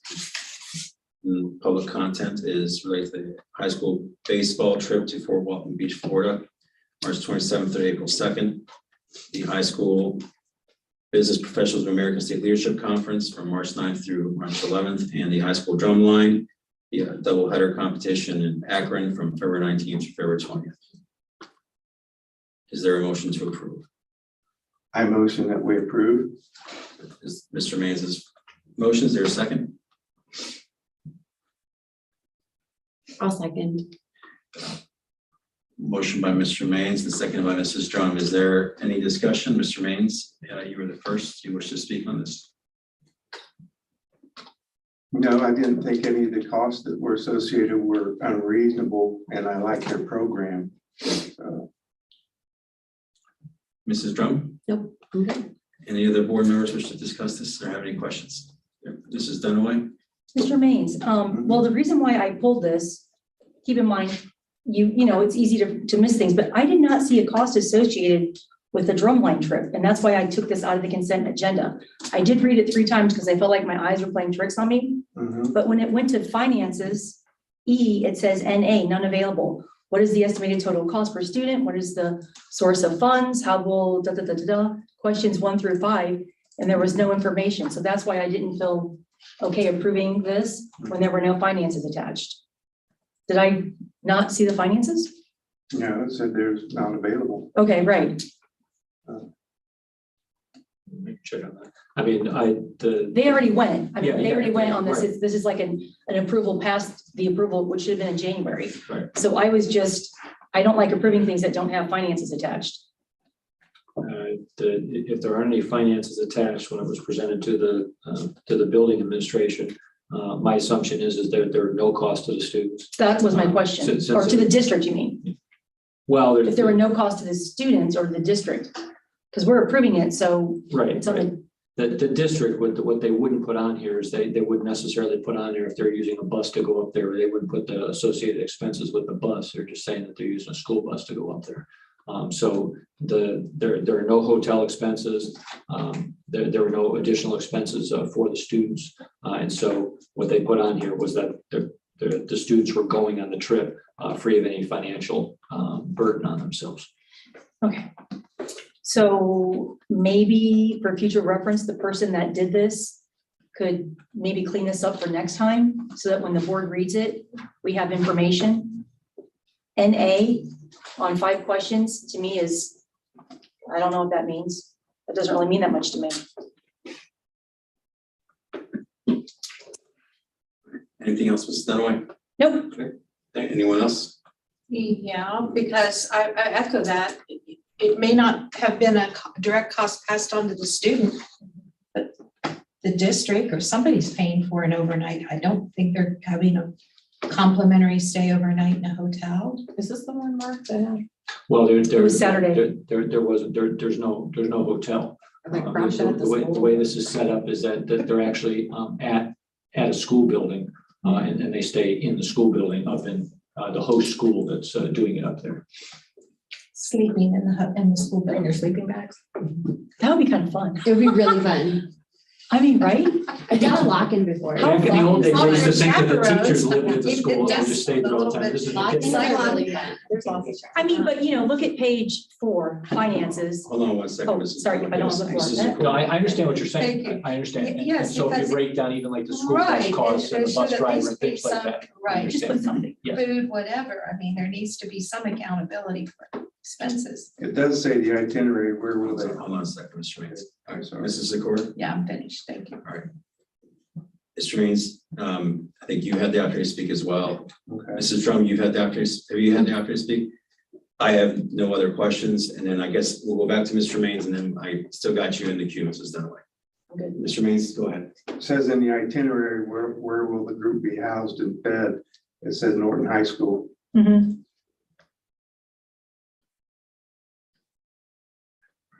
Mrs. Dunaway, do you have anything else? No, I honestly didn't read that as they were sitting there. I was super confused. I mean, I'm like, they're sleeping in the high school? Yeah. Okay, but I don't have a band child, so I didn't know. So, all right, good.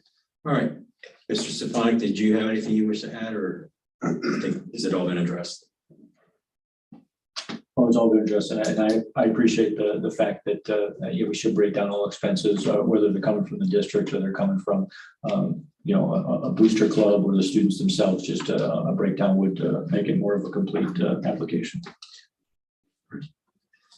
Having no further discussion or questions or comments, ready for a vote? Maines, Yes, Drum, Yes. Dunaway, Abstain? Patry, Yes. and Zakor. Yes. Next item is 9D copier agreement.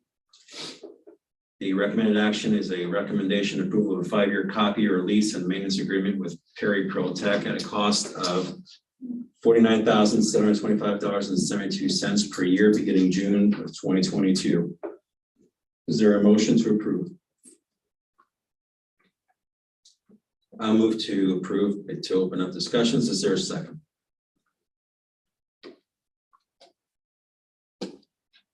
I will second for discussion. Patrick Maines.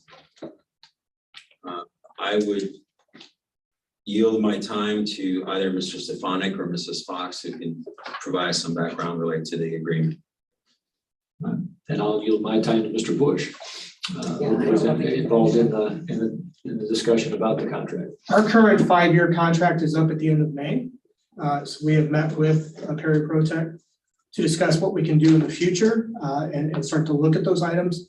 Ms. Hagan and I have met with our sales reps and they actually invited us out to their facility. We went out the other week and looked at the copiers that they were suggesting. One of our main things that we were concerned with is how different are the devices that they're proposing? Do they look? How do they function?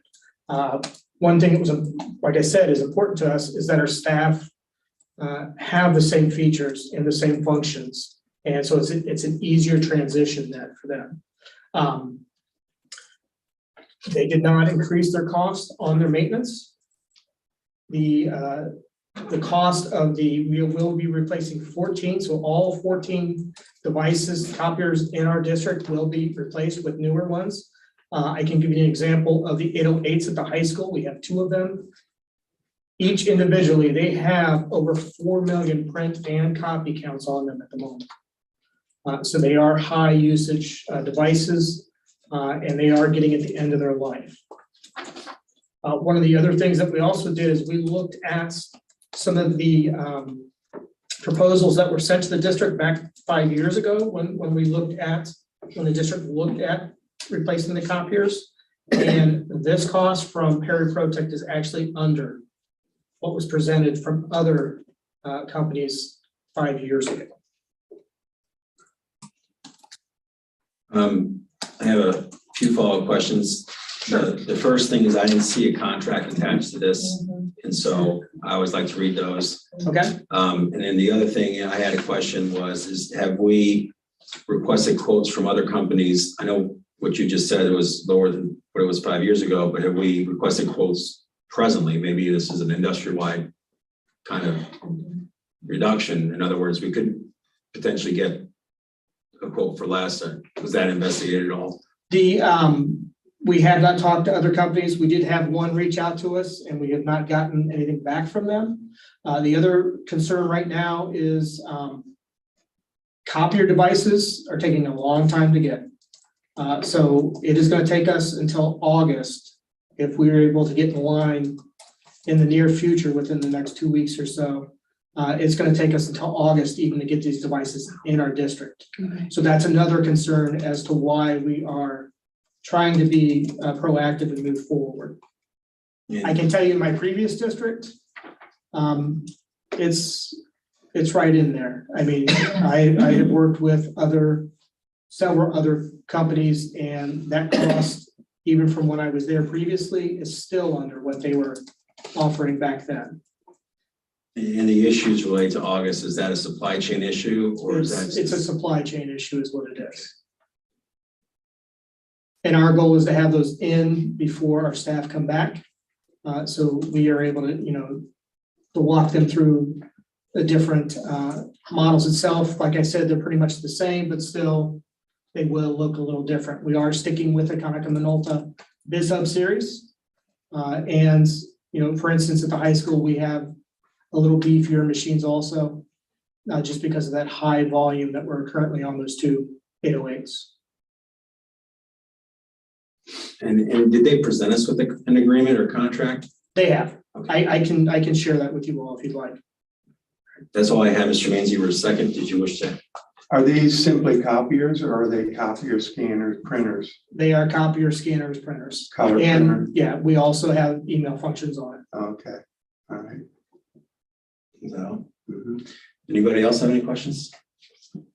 Mrs. Dunaway? Thank you. Brad, I did move this out of the consent agenda, but some of my questions have already been answered. Okay. Same as Simon, I wanted to know where the contract was. Okay. And then I thought I read in the Friday board update that we did not take bids from other companies. So that was a little concerning to me. Because I agree with Simon, maybe that's just the trend, right? Because you've mentioned that 50,000 is still the price that it was 5 years ago, but we don't know what the trends are because we only met with one company. So that was one of my concerns.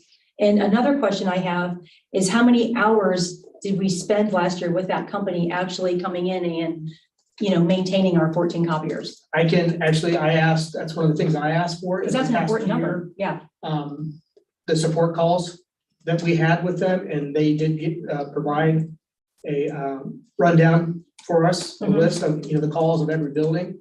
I'd be more than happy to share that with you. Yeah, so for future reference, when I'm being asked to approve something like this, I would like to have the background information sent to me when I get my board agenda. Because, we're trying to avoid these 4-hour meetings.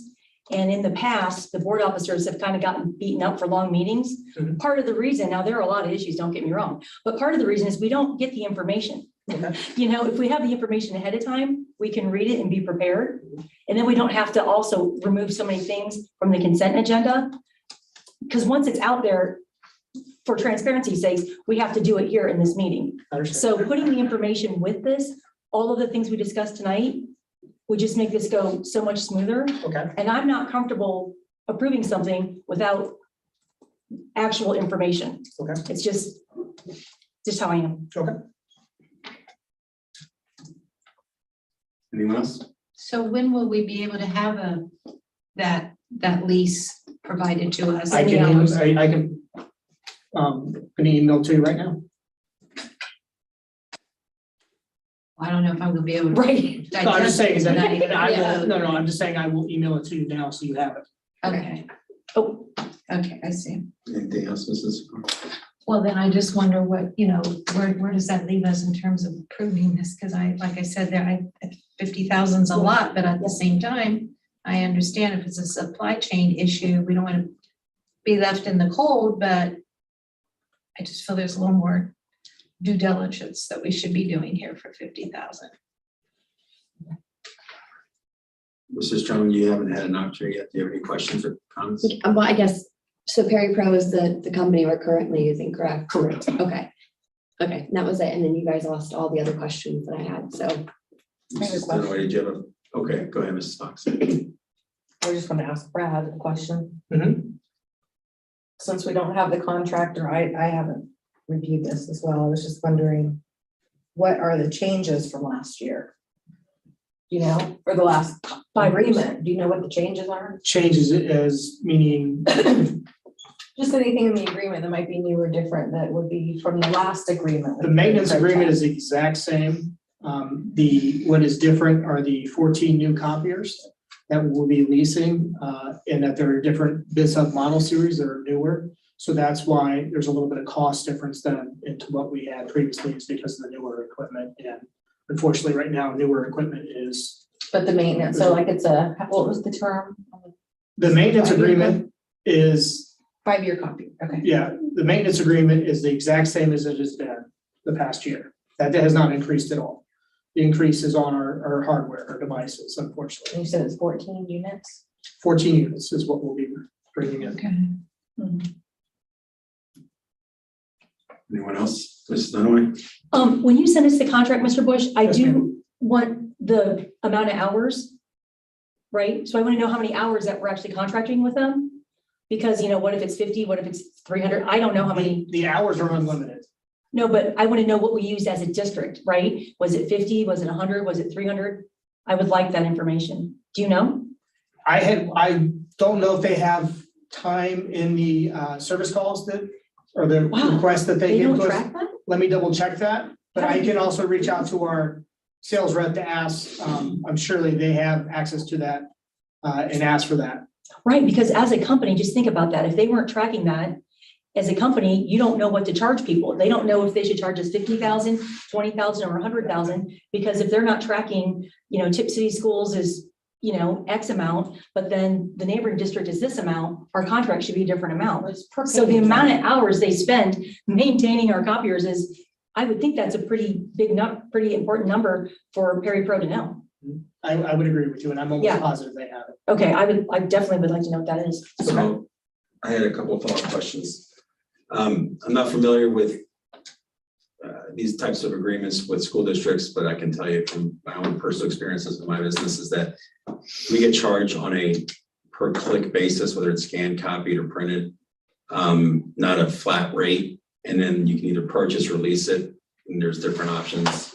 So when you say the cost is $49,725.72, is that the total cost for the life of the contract, including the leases and all the use and service calls? Or is that kind of like your base cost and there's additional costs related to clicks and whatever else? If we go over our click usage, then yes, it is so much a click, and then there's an allotment, and then if we go over that, then there is an additional cost to that. Currently, I am not aware of any overages that we're seeing right now as far as going over our clicks, but I can pull that together for you. Yeah, I guess from my perspective, what would be helpful for me to evaluate this agreement then would be understanding the click usage historically that we've had. And then when you compare the cost of the per clicks and the total of that with the base cost and the overages, the other companies that may be more expensive may have more clicks included. And so it could be a way to kind of deceive you into having a contract that appears to be lower or less expensive and ultimately end up costing the school district more. Is all I think that'd be helpful for me to understand that. Okay. And primarily why I thought an agreement would be helpful. Mrs. Dunaway? I would like to tag on to what Simon said, because one thing I've noticed in the last few years is that our teachers are getting more and more limited with the amount of copies that they can do, and we're really monitoring the copies. So, to me, that's extremely important, because I want them to be able to do what they need to do to serve our students. So that needs to be looked at, that's all. Okay, and we do have the paper cut system that does track all of that also. Okay, I just feel like they're so limited, and I don't want that to take away from what our staff should be doing with the students in the classroom, because, they shouldn't have to spend $200 out of their own pocket for their class materials that they need for the curriculum. Correct. Okay. Anybody else? All right, having no other discussion, I think we're ready for a vote.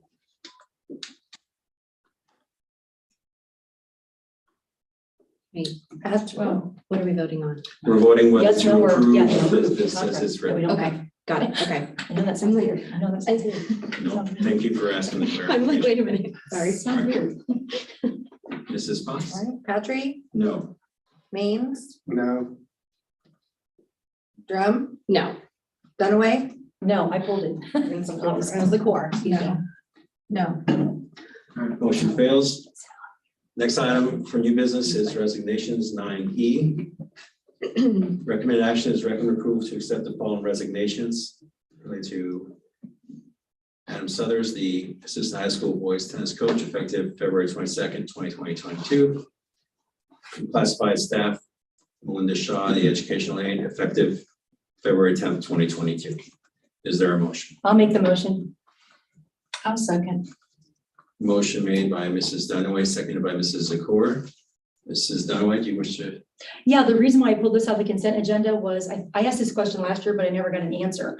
The tennis program seems to be having a lot of turnover, and that was really peculiar to me, because I believe last year we have all of our athletic teams do extremely well, but I especially remember the tennis team.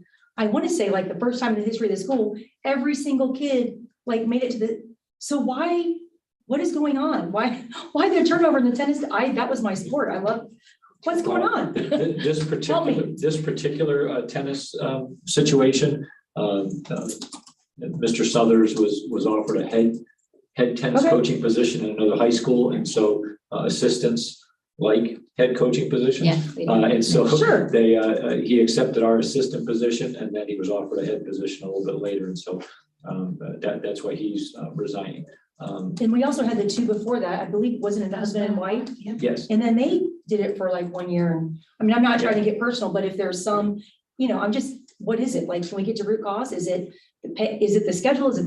Is there something going on that we can fix? Or is it just kind of a one-off? There's personal. It's just a family. one-off? Yes. Okay, And then he 'Cause when I see he the was same offered he was sport- offered the head coaching job. Yeah. it I has- completely get that. But when I keep seeing the same sport come up, I'm Right. thinking, Yeah. do they need more of a okay. That's all. So You're right. I'm done. They did do extremely well. I know, right? They did And I well keep in the seeing fall. these turnover and I'm going, heck, And you're like, what's I'll do happening? it. Someone needs to do it. Tennis is awesome. Oh, I Okay, understand how that works. okay, that's it. Mrs. Zakor, did you have anything? You seconded, right? All right. Anyone else? I'd like to thank both of them for their service. And then being no other discussions or questions or comments, we're ready for a vote. Dunaway, Yes. Zakor, Yes. Drum, Yes. Maines, Yes. and Patrick. Yes. So item 9F, Neola 40.2 Winter 2022 update. This is the first read of the revised policies and guidelines for the 40.2 Winter 2022 update. For purposes of clarification, this is just a read, and this is, correct me if I'm wrong, Mr. Fonick, the partition action that were discussed at the work session. Right? No. No, it's a separate one. That's a separate one. This is the winter update. I'm with you. Yeah, this is the winter update that just came in. Okay. This has a lot fewer policies, and actually some of the policies that are in here at one time were part of the bigger packet in the fall, because there were some other legislative actions that happened that they needed one additional update. So there wasn't a lot here for, again, alignment with statute. And so it should be a relatively easy first read.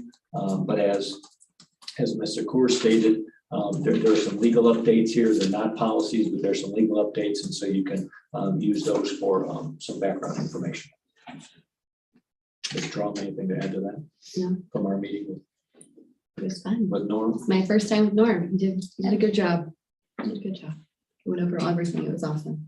So, You guys are amazing, though. You say that policy review is fun. I mean- You do the second one. I think Dan said that last year. You know, I really like this. it's interesting Your to first read year is through fun. it. Yeah, is it? Is that the secret? Yeah, hats get to be too big. Yeah, then it's not. It's a lot. Mrs. Zakor, do you have anything you wish to? No, my apologies. I wasn't at that meeting. I was certainly wanted to be there, but it didn't feel well. It's first meeting I've missed of anything in 2 years. So, You haven't missed but any, if many. my apologies, and I'm so glad that actually Amber is on that Me too. committee because it makes a lot of sense. Is there anything real special or unique about any of those that you want to? No, I mean, the stuff we went over was just changing of words, like we just have to be real sensitive to what the climate right now. Yeah. That's really what it's about. So we'll read of those, go Okay. over the policies. So And anyone else? I'd like to I'm add sorry. one thing. Go ahead, Mrs. Fox. So in there, you'll see a credit card use update. oh yeah, that one.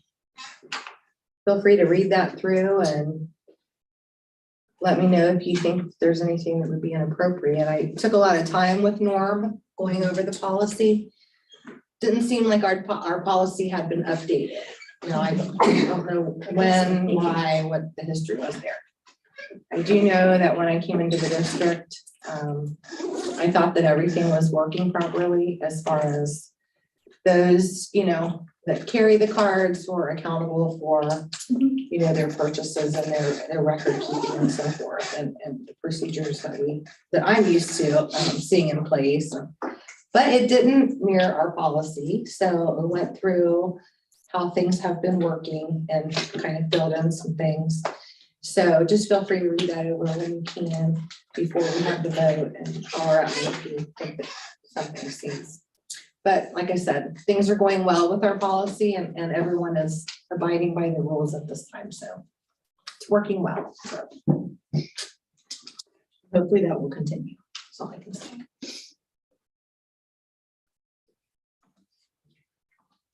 Yes, sir, Mr. Stein. I'm sorry, one thing, because it wasn't in my paper copy, because there wasn't really anything to review. The library trustee document now has a policy number. And it's in your packet. This is this packet, the winter packet. And so as part of the first read, you have the library policy you created, now has a Neola number on it. Yes.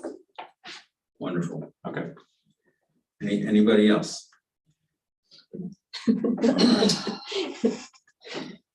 So next time is 9G work session meetings.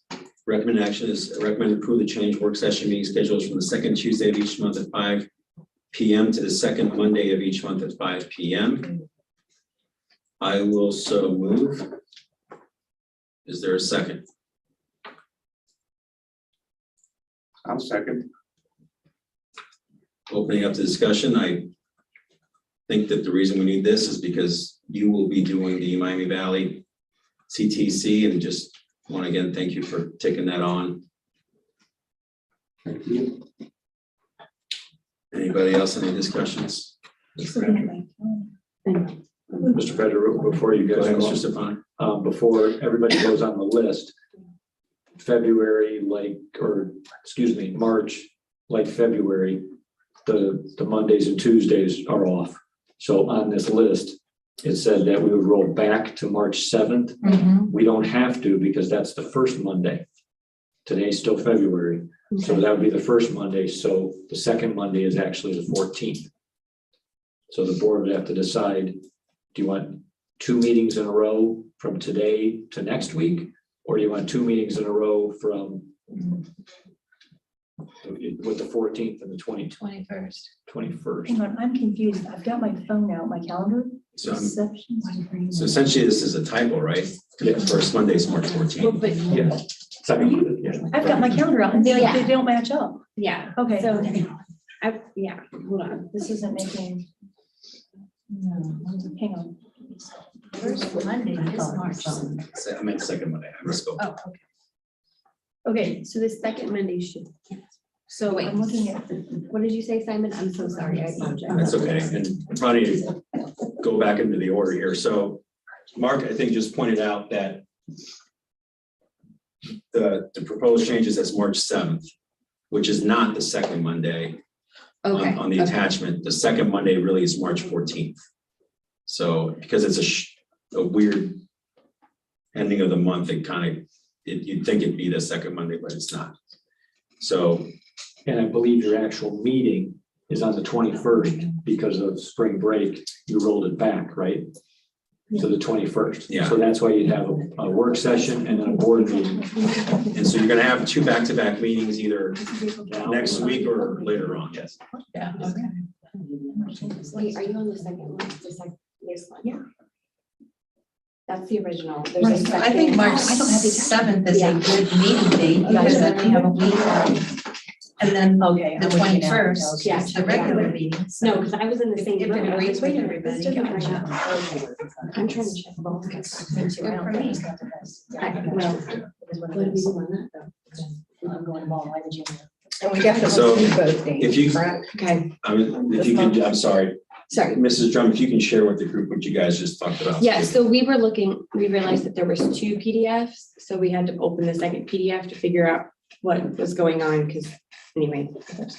So, yeah, we're checking some stuff out. I think, correct me if I'm wrong, the first PDF is what we had approved, the second Yes. is the proposed changes. to Yes. the line. Yes, that is And correct. so right now, really, the way it's proposed is it's the second Monday with the exception of March 7th, which would be the first Monday of the month. And the reason behind that is because of the way the months work out, that we either have 2 consecutive meetings on March 14th and 21st, or have 2 consecutive meetings this week and next week for March 7th for the work session.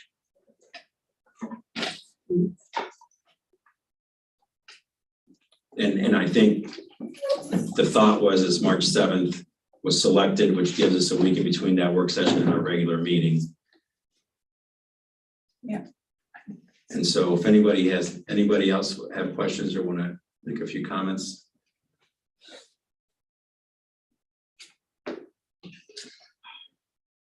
So then the way, I guess the recommended action that's before us was correctly stated as the second Tuesday of each month, from the second Tuesday of each month at 5 p.m. The second Monday of each month, with the exception of March 7th. And so I would move to amend the motion that way, because the attachment reflects that. Yes. I get what you're saying. Yeah, so is there a second to that amendment? I'll second that amendment. All right, so now just because we got a little bit in the weeds here, for clarification purposes, the motion that's presently before the board is an amended motion, which effectively is the same thing as a recommended action, except it adds accepting for the work session of March, which take place on March 7th,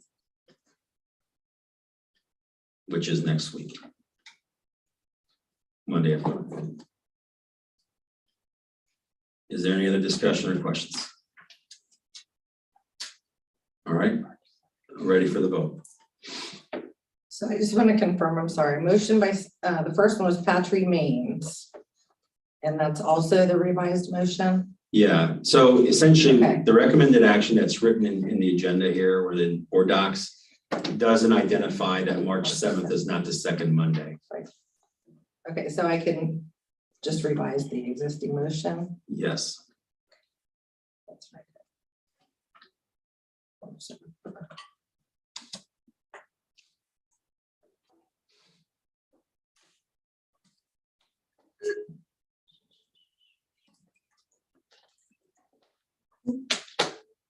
I'm not sure whether to add a motion or revise the motion, so I have.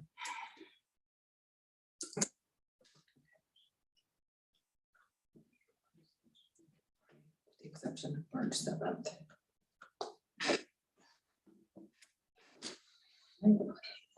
Patrick, Yes. Maines, Yes. Drum, Yes. Dunaway, Yes. and Zakor. Yes. Passes. Brings us to 9H. Bullying. And that's a discussion item. Mrs. Dunaway, did you want to lead us in the discussion? as you added it? Sure, let me pull up my email here. So last month at the board meeting, we added, I believe for the first time ever in the history of the school, we added another guidance counselor. And the reason why was because mental wellness and I don't want to say bullying, but it kind of all is, one bucket. There seem to be issues where the current and new guidance counselor said, we really need some help. So the board approved a long-term sub for the rest of the year to go into that building.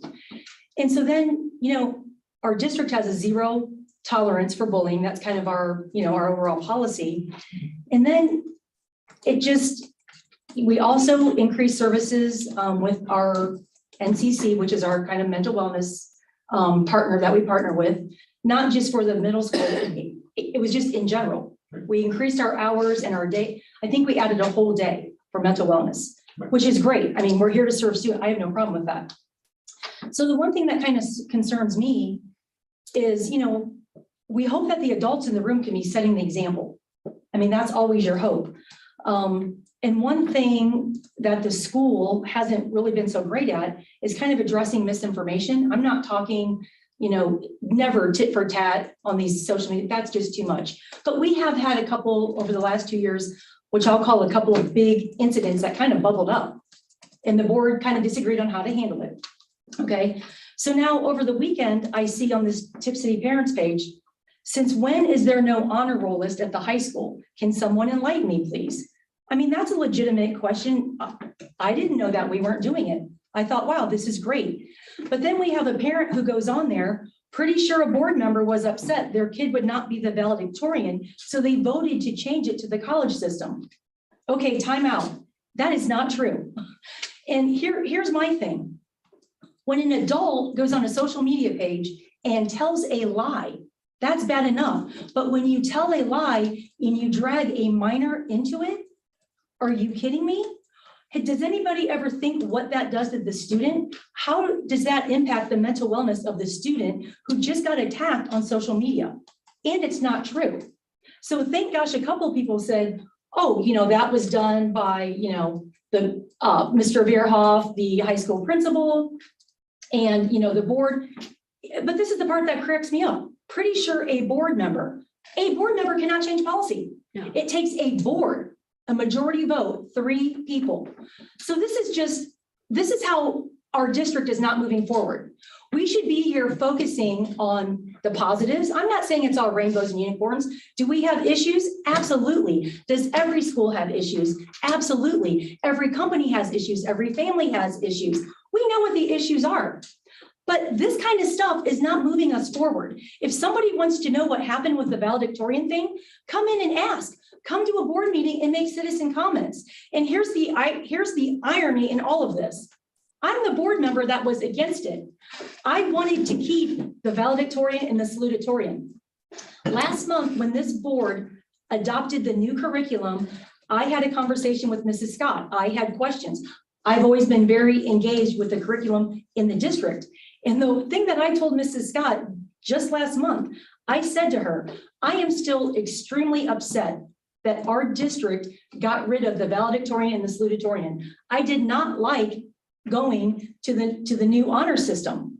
And to the parent on there that said the new system is for snowflakes, it was really hard for me not to hit the like button. I agree with that parent. Not everybody gets a trophy. And these kids that take all these extra AP classes and work really hard and give up their social time to be number 1 in their class, they're not being recognized.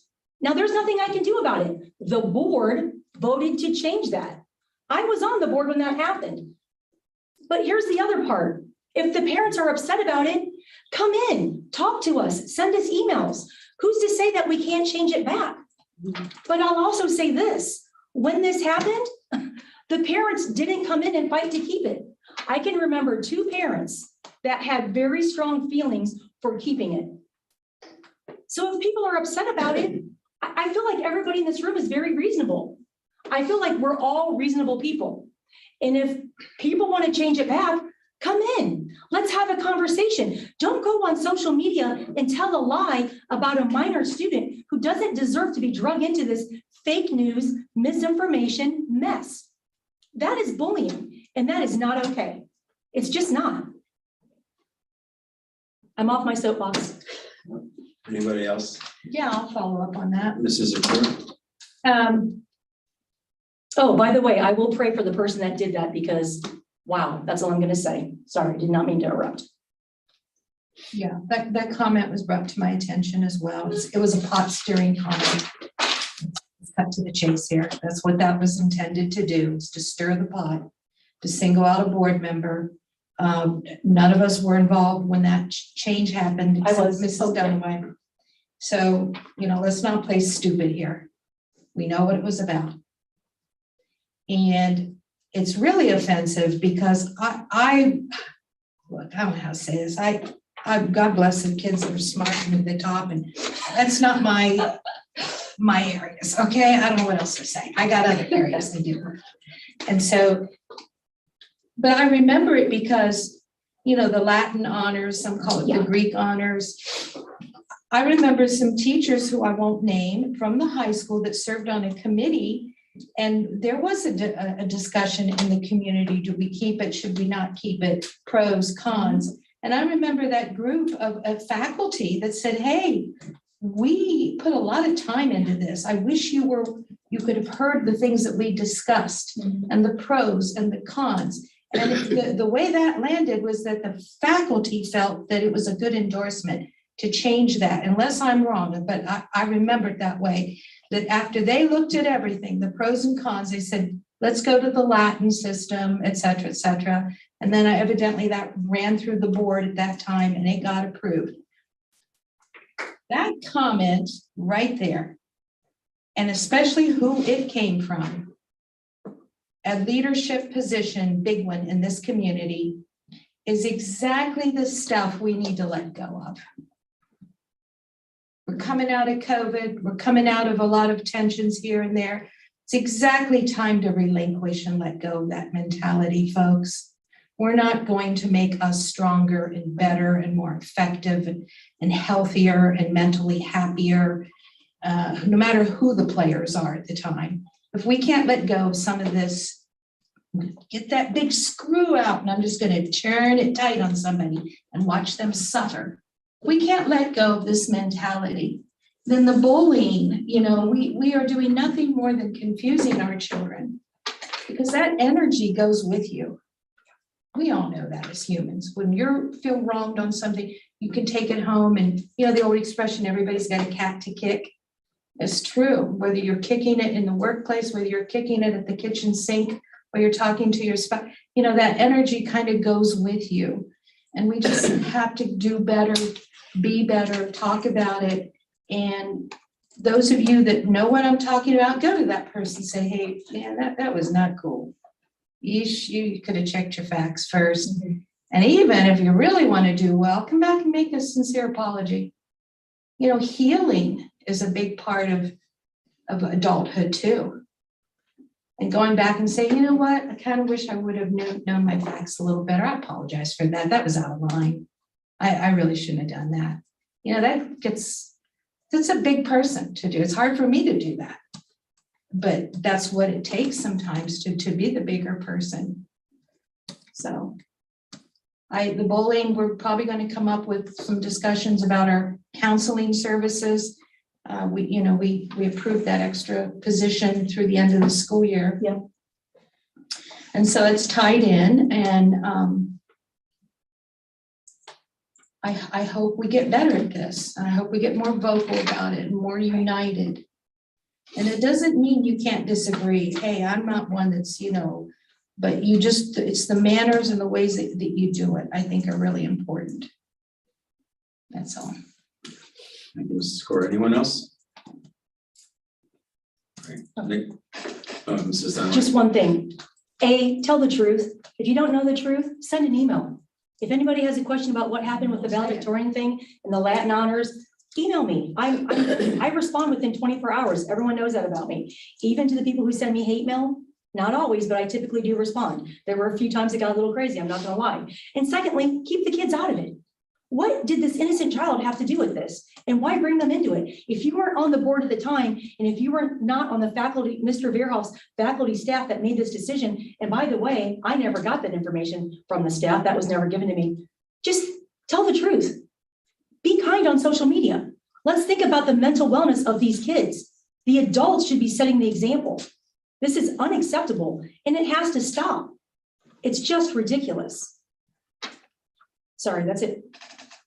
Mrs. Young, go ahead. So as far as the bullying goes too, and it's not just certain people. I think that on social media, they attack teachers, they attack all kinds of people. I mean, during the election, I got attacked too. I'm the it winner. happened. I'm the winner. Right, but I'm just saying, I think the biggest thing that we need to look at is, first of all, our school has a policy in place. So if you have an issue, you're supposed to go to the person that you have an issue with first.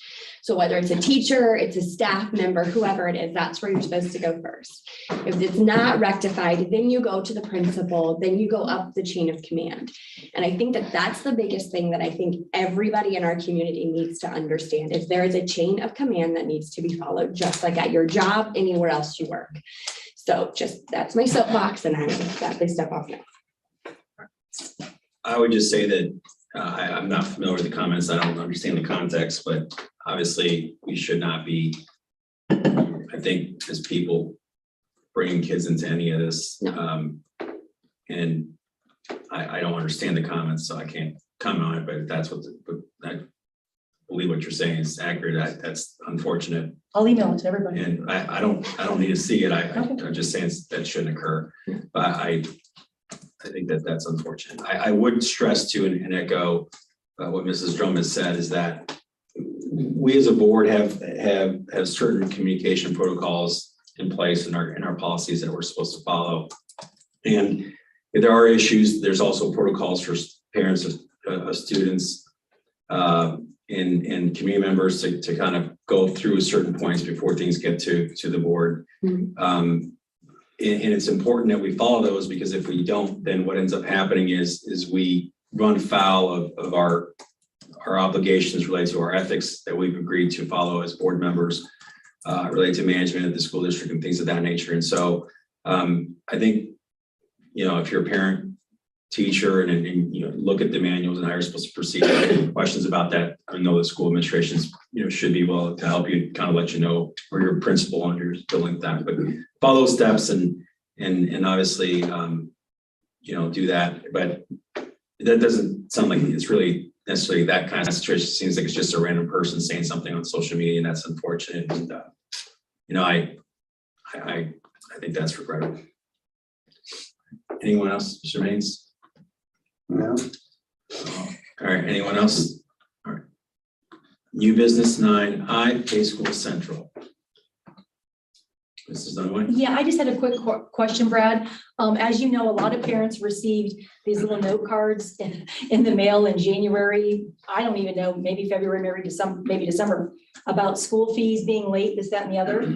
And I'm gonna speak back in. Oh, yeah. No, you're good. So, oh my gosh, what is going on? Do we need a new vendor? Is it on the school end? Because this is extremely frustrating to parents, right? Where parents are paying their fees, and for some reason, our district isn't recognizing the fees. I mean, it's just, can you just give a little update where we are on this? Do we have any action plan? How many people is this happening to? Is it just one person? I don't know, but it seems like a lot of people have been talking about this, including myself. Just, this happened to me, so. Correct. I've had people say that they've talked to numerous people, but I've only spoken to 2 folks Okay. that have had issues with it. Mhm. We do look at our vendors. We are implementing where we look at our vendors and put them through a yearly evaluation process, to where we, look to see if they're still meeting our needs, and if there's something else out there better. I did talk to a vendor today that also does fees for schools, and I spoke with them. Power School also is working on their own fee schedule themselves. Don't have a timeline yet on when that'll be out, but that is something else that we also are looking at and discussing with them. One of the problems is there's not a lot of vendors out there that work well with Power School, which is our SIS system. So that's something that we have to be careful with too, because there are some other vendors out there, but they only work really well with, whether it's Infinity Campus or Progress Book. So we have to be careful with that also. But that is something that we are looking at to change possibly. One of the problems is with that type system, it's not something we can change midstream. I get It's something you. that we would have to change, during the summer. It's because not there's a knee-jerk. rollover process. Yeah, it's not knee jerk, I get that. An import and export and into the new system and everything else. So because this is, kind of, I'll just say a big project, we don't want a knee jerk, this is stuff that Correct. takes time. I will say, have we considered, maybe Power School isn't what's working, right? So maybe we have a bigger issue, because I know that I've been a parent in the district for 9 years. I've been on the board for 7, and it has been bad. It's a lot of parents, if you have more than one student, paying your fees is a nightmare. It is just the most frustrating thing. Other than, I hear people talk about the FAFSA, whatever, the FAFSA stuff. It's just, we want to keep our parents happy and Correct. I mean, just to be this frustrated and spend 4 hours on paying school fees for one family with 2 kids, I think about the people that have 4 kids. How, does it take them 8 hours? How long does it take them to get everything? That's all I'm saying. I just want to bring it to your attention because it hasn't been a smooth 2 years with this vendor. That's all. And please know, when you guys spoke, I did take notes and added that to our evaluation process. Okay, I appreciate it. Anybody else on that? Mark, I have a question for you. I guess I'm not familiar with this whole Pay School Central issue. Was any of this communicated to you? I get updates from Brad at times. And, we actually brought some of the finance staff into trying to help, with the issue at the same time. But we seem to be finding, and Brad, if I mess up all the technical terms, but I call like Power School, I call that like the parent, the parent company of our system. And there are other systems that come in there, and sometimes when they don't align appropriately, that's when the issues come up. So, looking at, I'll call them sub vendors, for the specialty services, or whether you look at the parent system, that's all stuff that we can look at to see if we can make things a little less frustrating for the users, our parents out there. Sometimes, and again, you put Mr. Bush at a machine, you put me in a machine, he's gonna have a lot more ease with the general bundle of things to do, and I'm not. We've got to think about the people who aren't tech folks and see what we can do to just make things easier. I told all tech people. Yeah. To like Mr. Bush. The only time they hear from me is when technology doesn't do what it was meant to do. Technology is supposed to be a help, not an extra headache. And so when the systems don't work, or your actual machine doesn't work the right way, it gets very frustrating, and that's when we put up the white flag, and we need folks from the tech department to help us out. But we should be able to minimize those white flag moments for all of our families.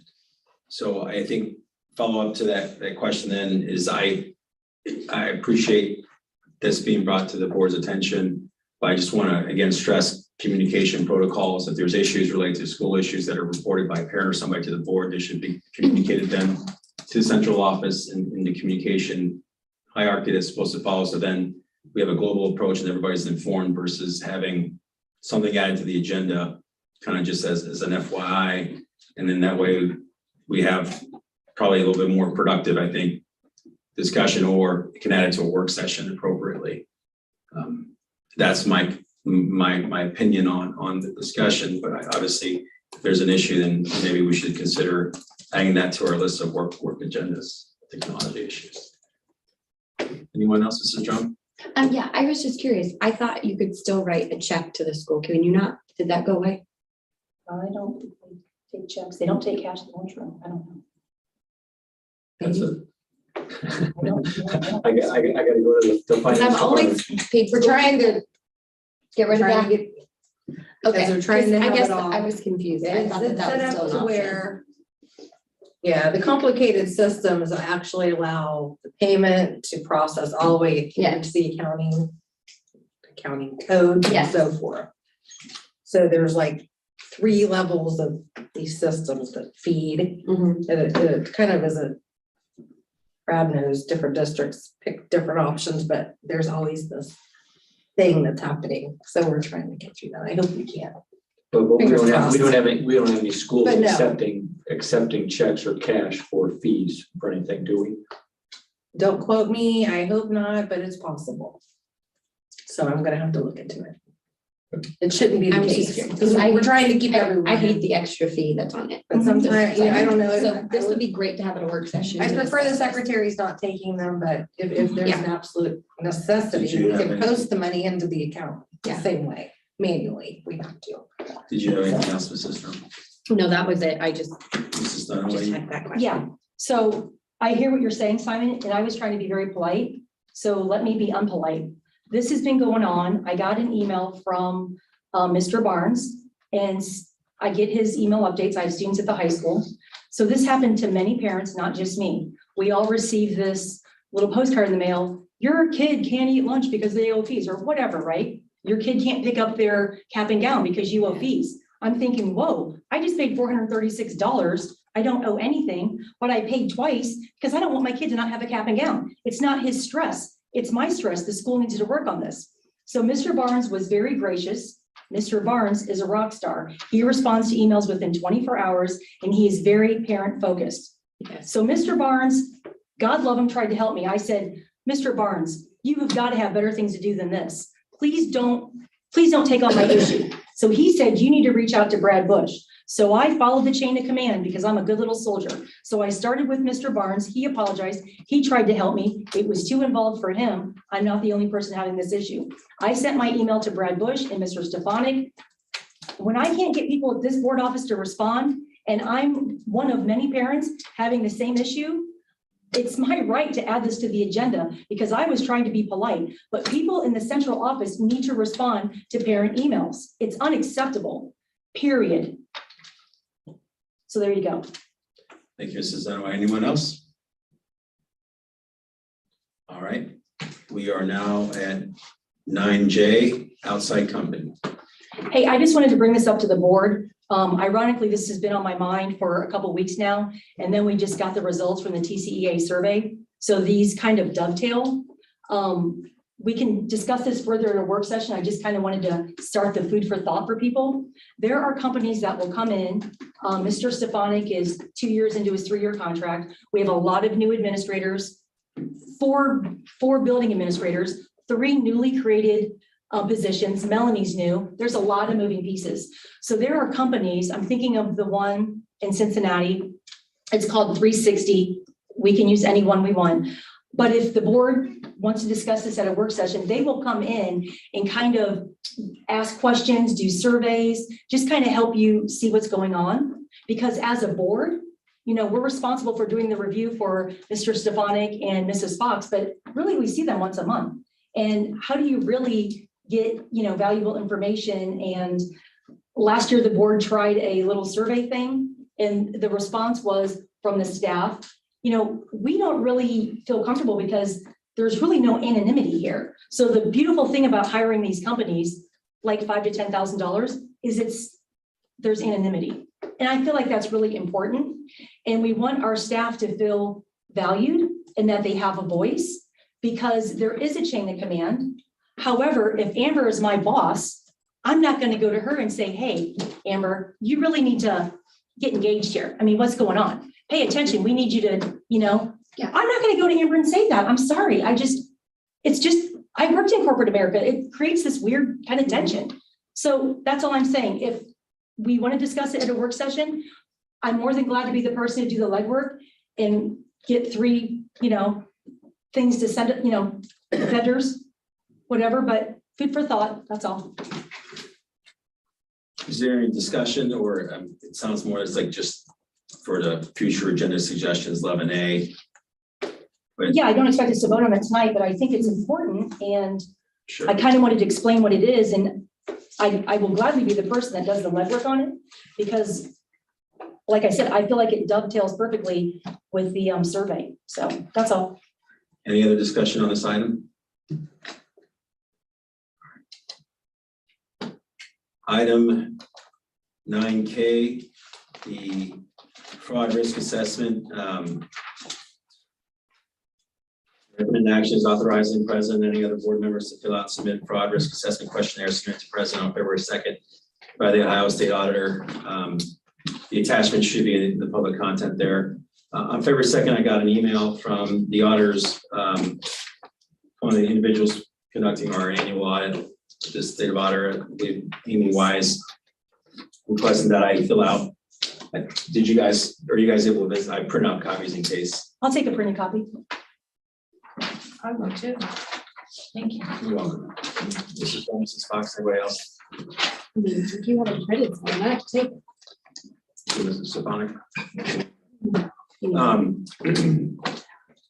The email directs me to answer these questions. I don't feel I have the authority in our policies. My suspicion is that this is related to some Ohio Administrative Code statutory requirement that the district has to follow, but because it's not outlined in the policy, I felt it would be prudent to just request authority to fill it out prior. So that's the introduction. So the recommended action then is authorizing, we can discuss it further if it's moved and seconded.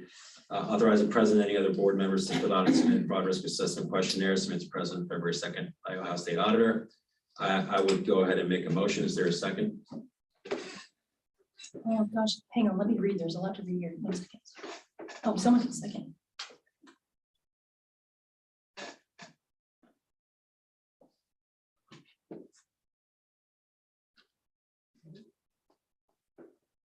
I'll second, Simon. First and second, Patrick Dunaway. So just to, I believe that it's possible other board members got this as well. So I said any other board members. I think Mr. Stefanik probably got one. Mrs. Fox probably got something similar, I guess is. And so I'm there. I guess the way I look at it, we have two options. Number one is authorize me to respond and do it. Number two is ask our legal counsel for an opinion as to what we should do. It does indicate in this that, you know, for guidance regarding the extent of the individual's duty to report, please seek legal advice from your entity's statutory legal counsel. Our statutory legal counsel, I believe, is the county prosecutor's office. And so, but before I did that, I just wanted to bring it to everybody's attention. I called Mrs. Weiss and asked her what her turnaround time would be, and she's indicated this week would be ideal for me to provide a response. Is there anybody else that wishes? Mrs. Dunaway, you were second. You want? What, I just seconded. Do you have a question? No, did you have any discussion or questions? No, I'm just really hot. It was just. I have a question. Go ahead. Is this a mandatory response?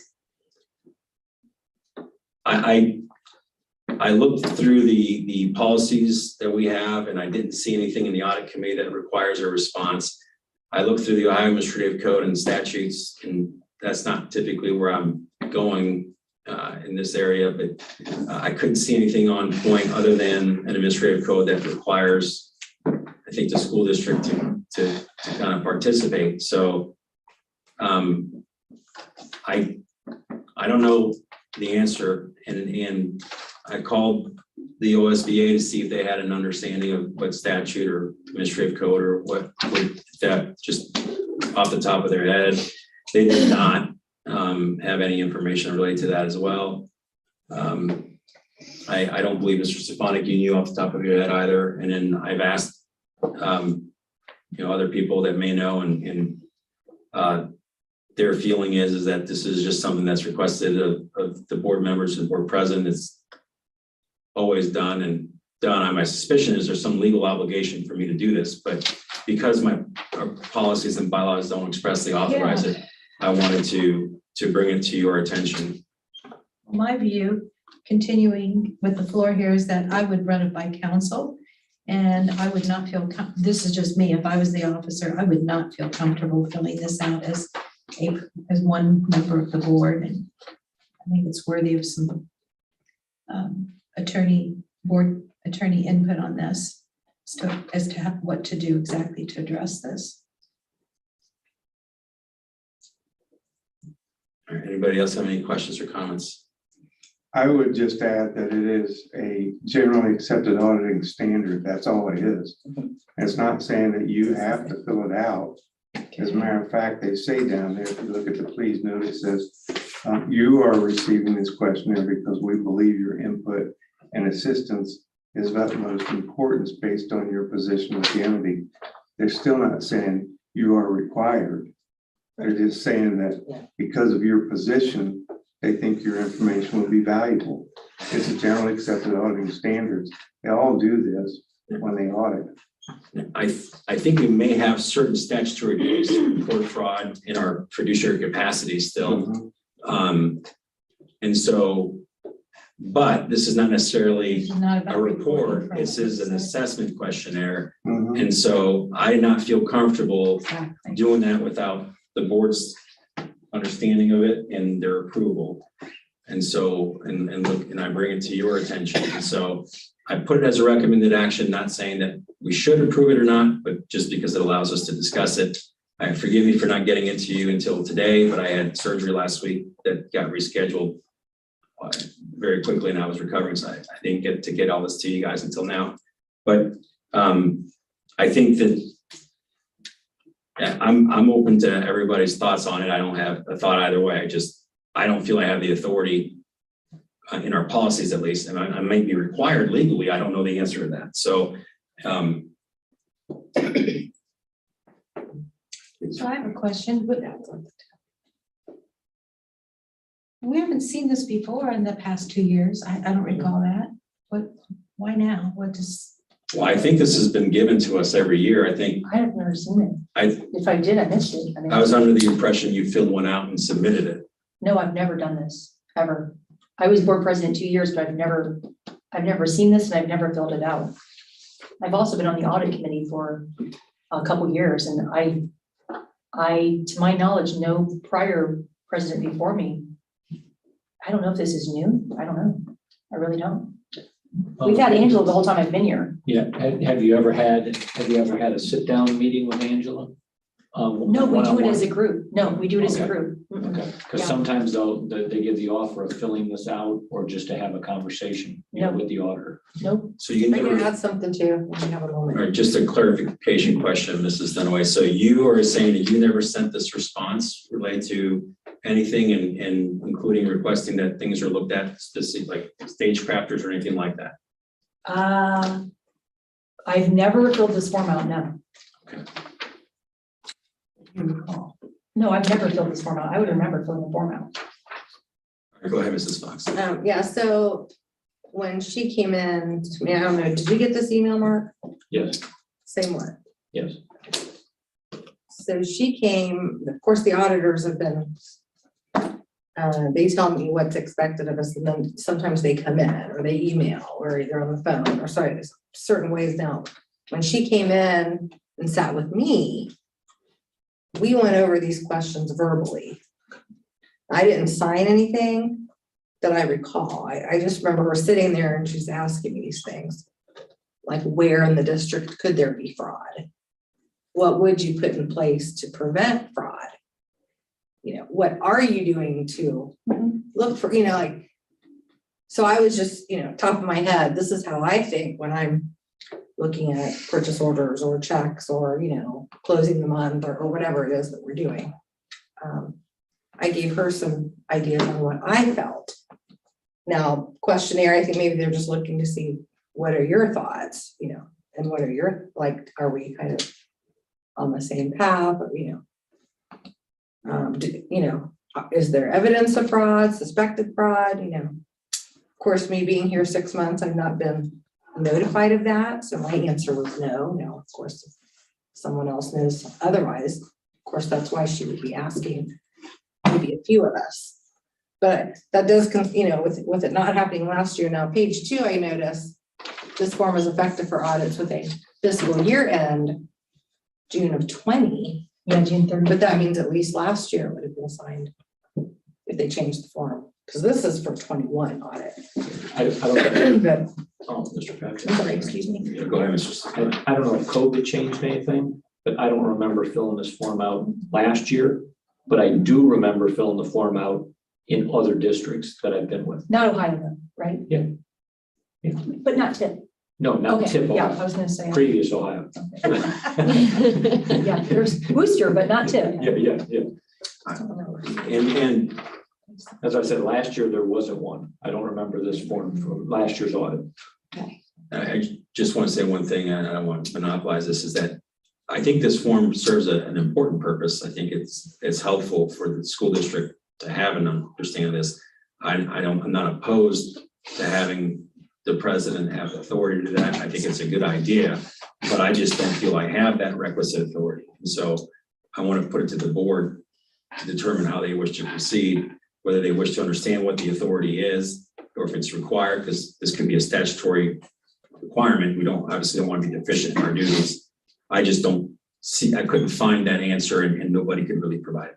So I apologize for monopolizing. I just want to make sure I understand what I was saying. So if anybody else has anything anything else they want to add? Mrs. Drum, No. Mr. Maines, No. Mrs. Zakor? Yes, I think it's prudent to carry it on through to board council, get the input, even if it's the prosecutor's office, or our private counsel. I just think that, I don't recall ever being presented with this in the last 2 years. And I don't know if the recent IRS adjustments have triggered this maybe in some regard to send this form.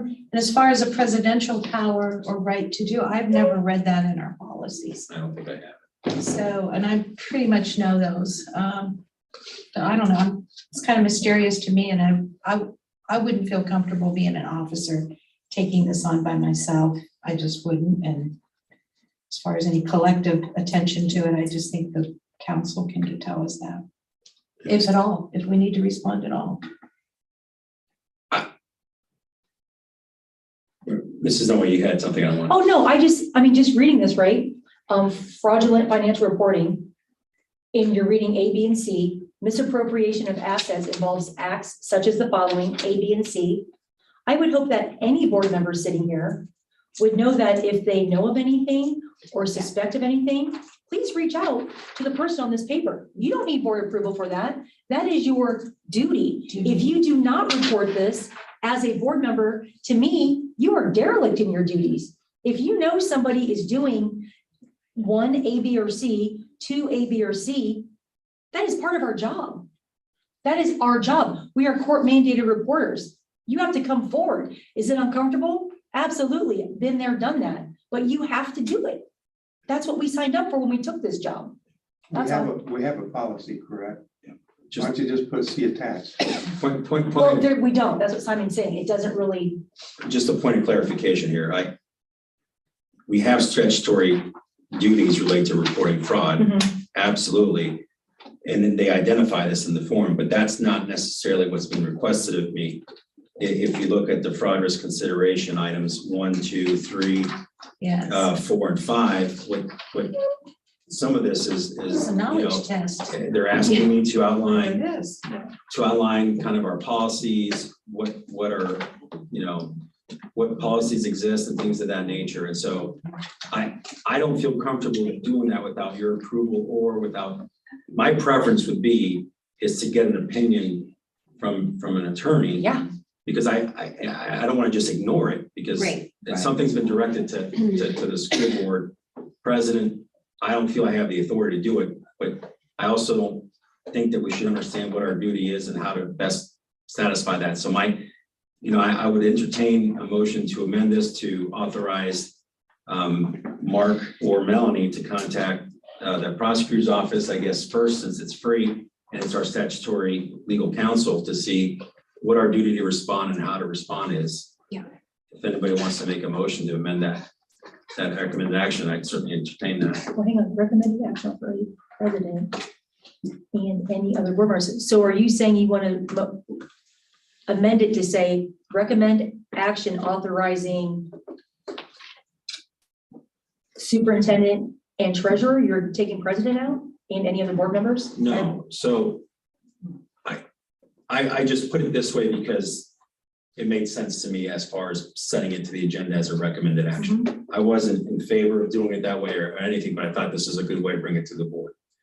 So what I think makes sense to me, and I think would probably help the group is for someone to make a motion to amend this action to, instead of approving this to be filled out, is authorizing Mr. Stefanik and Mrs. Fox to reach out to our statutory legal counsel, which is the prosecutor's office, to let us know what my requirement related to respond to this is, whether it's a statutory required response or it's something I can just delegate or, whatever. So we're not falling short of what our requirements are related to satisfying the audit.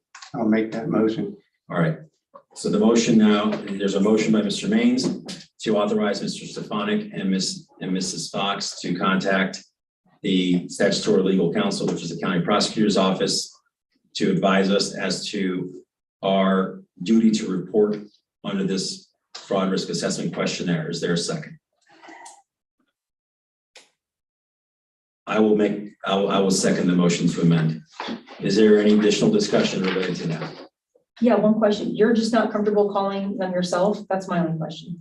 Because it would eliminate the whole middleman conversation, I don't think I have authority to do that.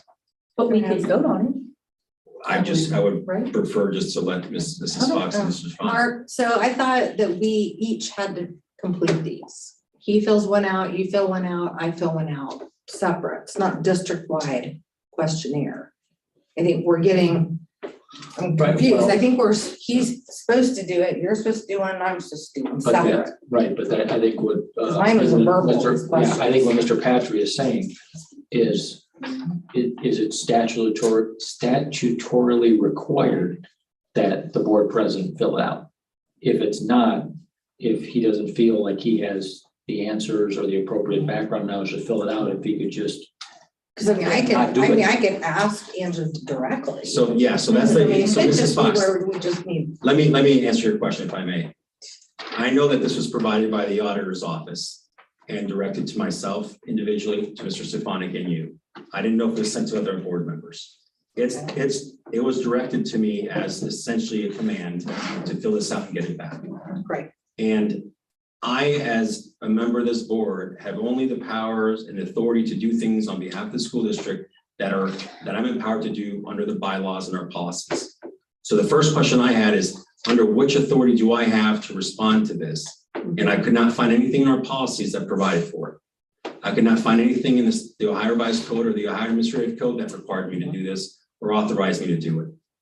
And so I felt what I needed to do is let the board know I've been essentially provided this and told to answer it. And within the actual documents is if you have any questions as to what your duty to respond is, contact your statutory legal counsel.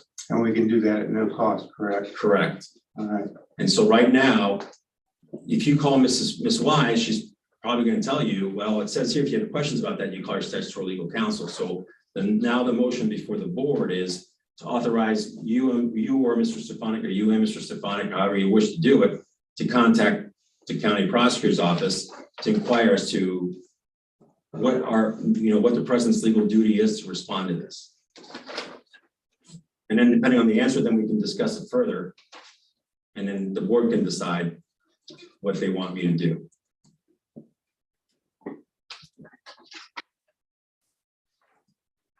Is there any other discussion? Ready for a vote? Could you please read the motion again?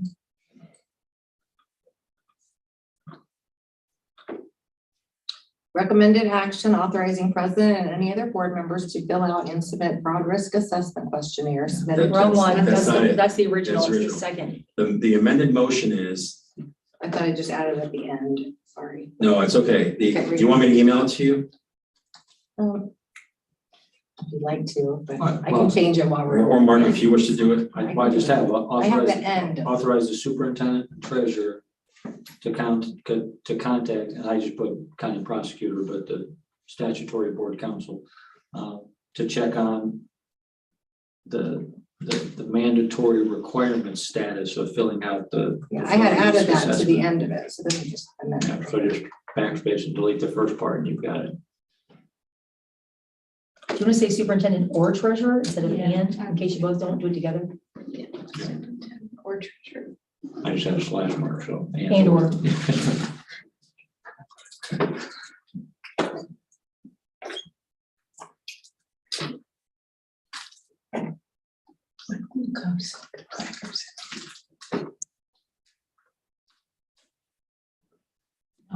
Thank you. Thank you.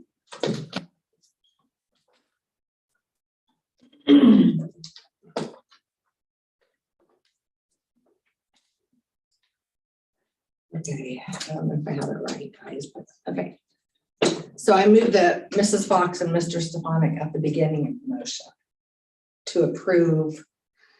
I don't know if that's the way you wanted me to do it, so recommended action authorizing Mrs. Fox and Mr. Stefanik to check with the prosecutor's office to inquire on the president's legal duty to respond to the fraud risk assessment questionnaire submitted to the president on February 2nd by the Ohio State Auditor.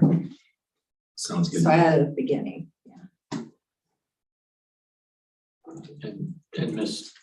Dunaway said, if you want to put and or between our two names, in case only one of us is talking to the prosecutor and the other one's not there.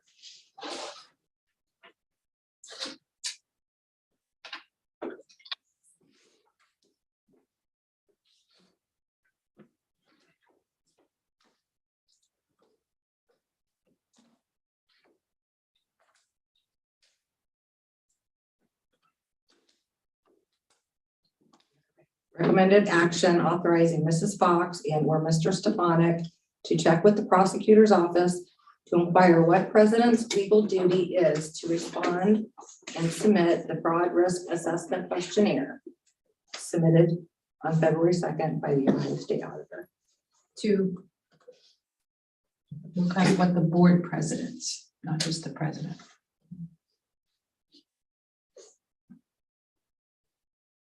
Board president. Legal duties.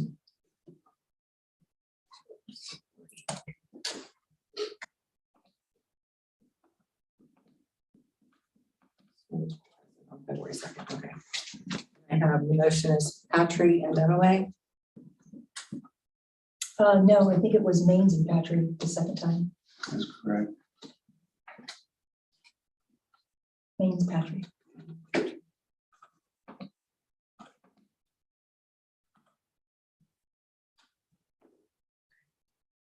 Ames, Yes. Patry, Yes. Drum, Yes. Dunaway, Yes. and Zakor. Yes. Motion passes. We are now on item 9L, facilities planning cost update.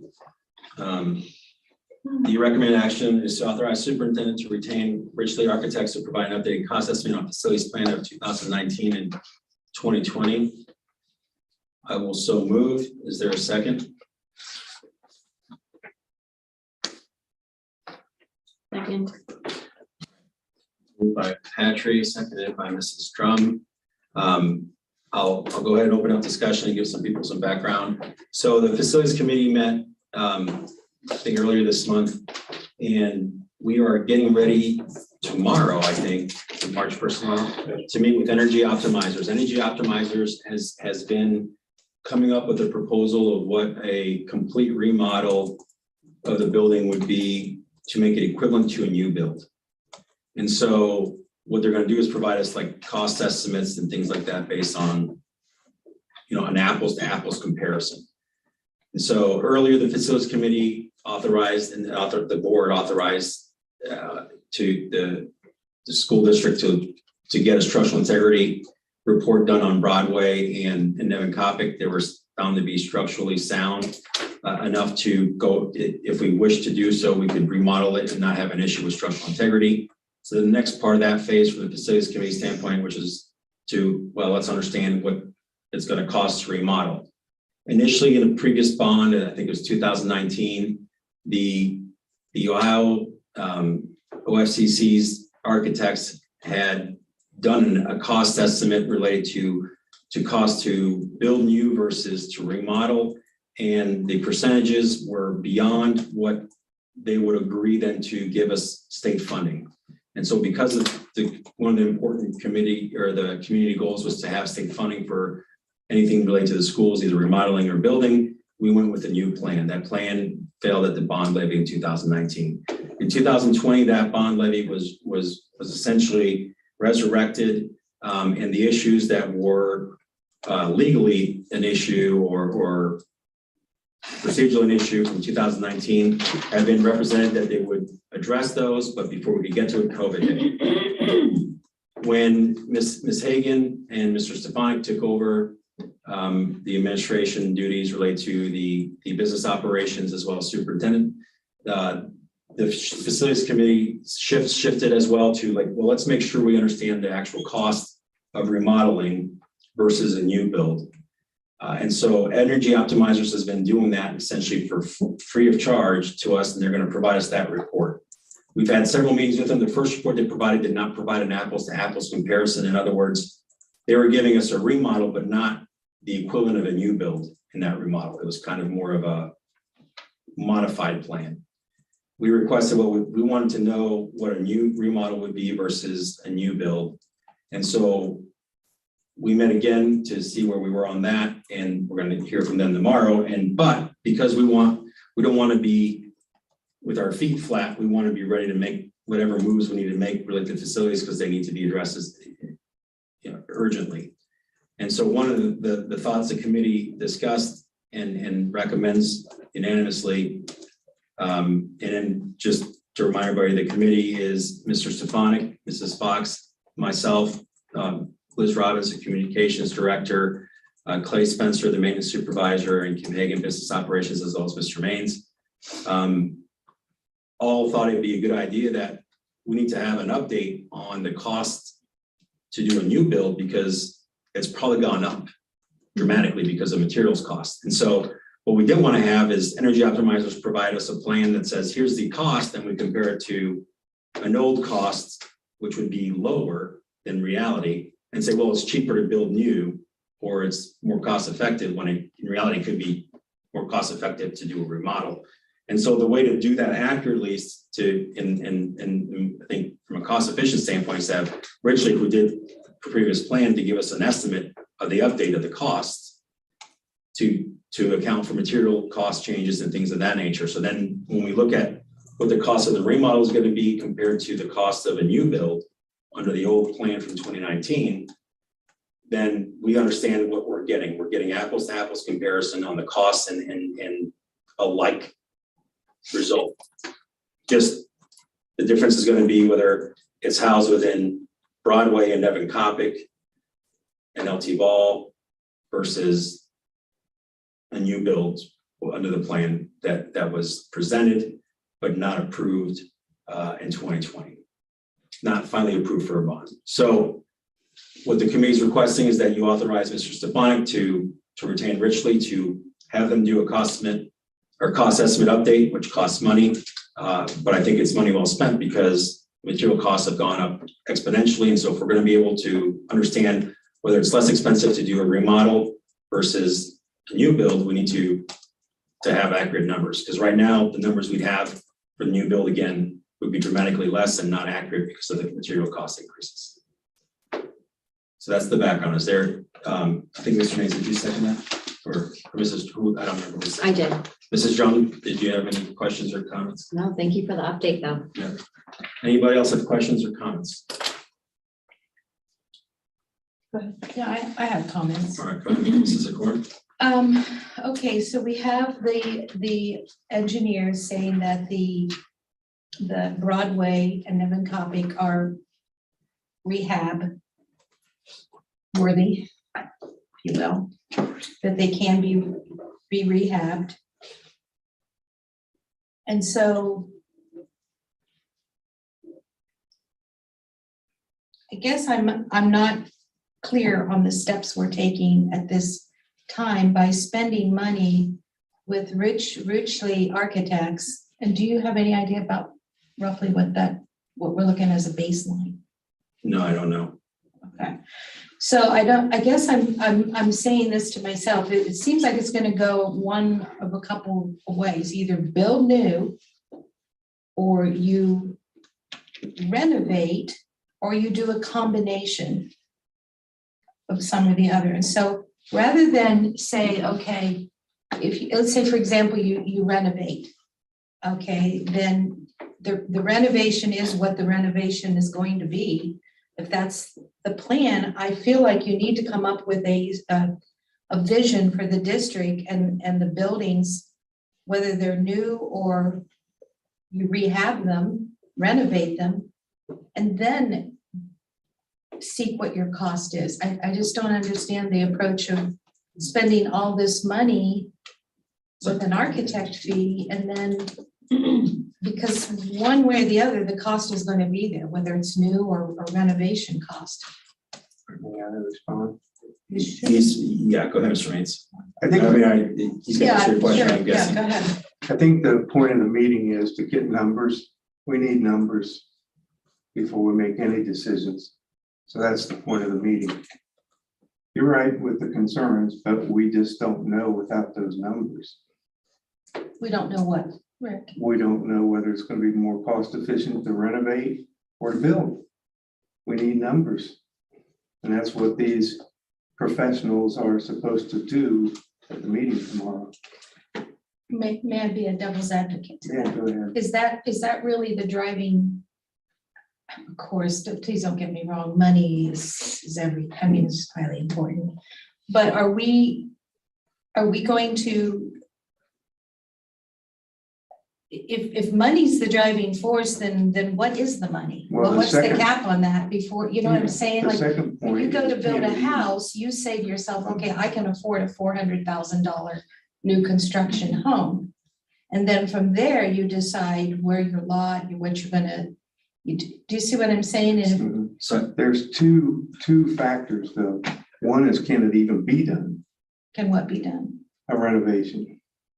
Can a renovation be done? If so, there's a cost involved with renovating, there's a cost involved with the building. If it can't be renovated, then, we don't need the cost of renovation. We need the cost of the How we building. determine that it can be renovated? So if it's all right, just for clarification purposes, I think Mrs. Zakor, your question is, or your comment is, your concern is, now that we know that Broadway can be renovated and it can be used, why are we getting numbers? We need to figure out what our vision is, whether we want to remodel or build new. And why are we Yes. spending money to do that? And I think I can give you a very concise and direct answer to that question. The committee, the facilities committee has considered one of its goals based on past practices as well as results of community services and community engagement and everything else. One of the primary things that was very clear among all those items is that one, we need our facilities concerns addressed, and the community does not want to do anything that does not make sense financially. And so one of the focuses is that we want to address the facilities needs in a way that's going to give us our greatest return on investment to be for fiscal responsibility and good stewards of the school district's money. And so the focus is not on whether we're going to remodel or whether we're going to build new. The focus is, what are our needs Yes. and how can they be addressed?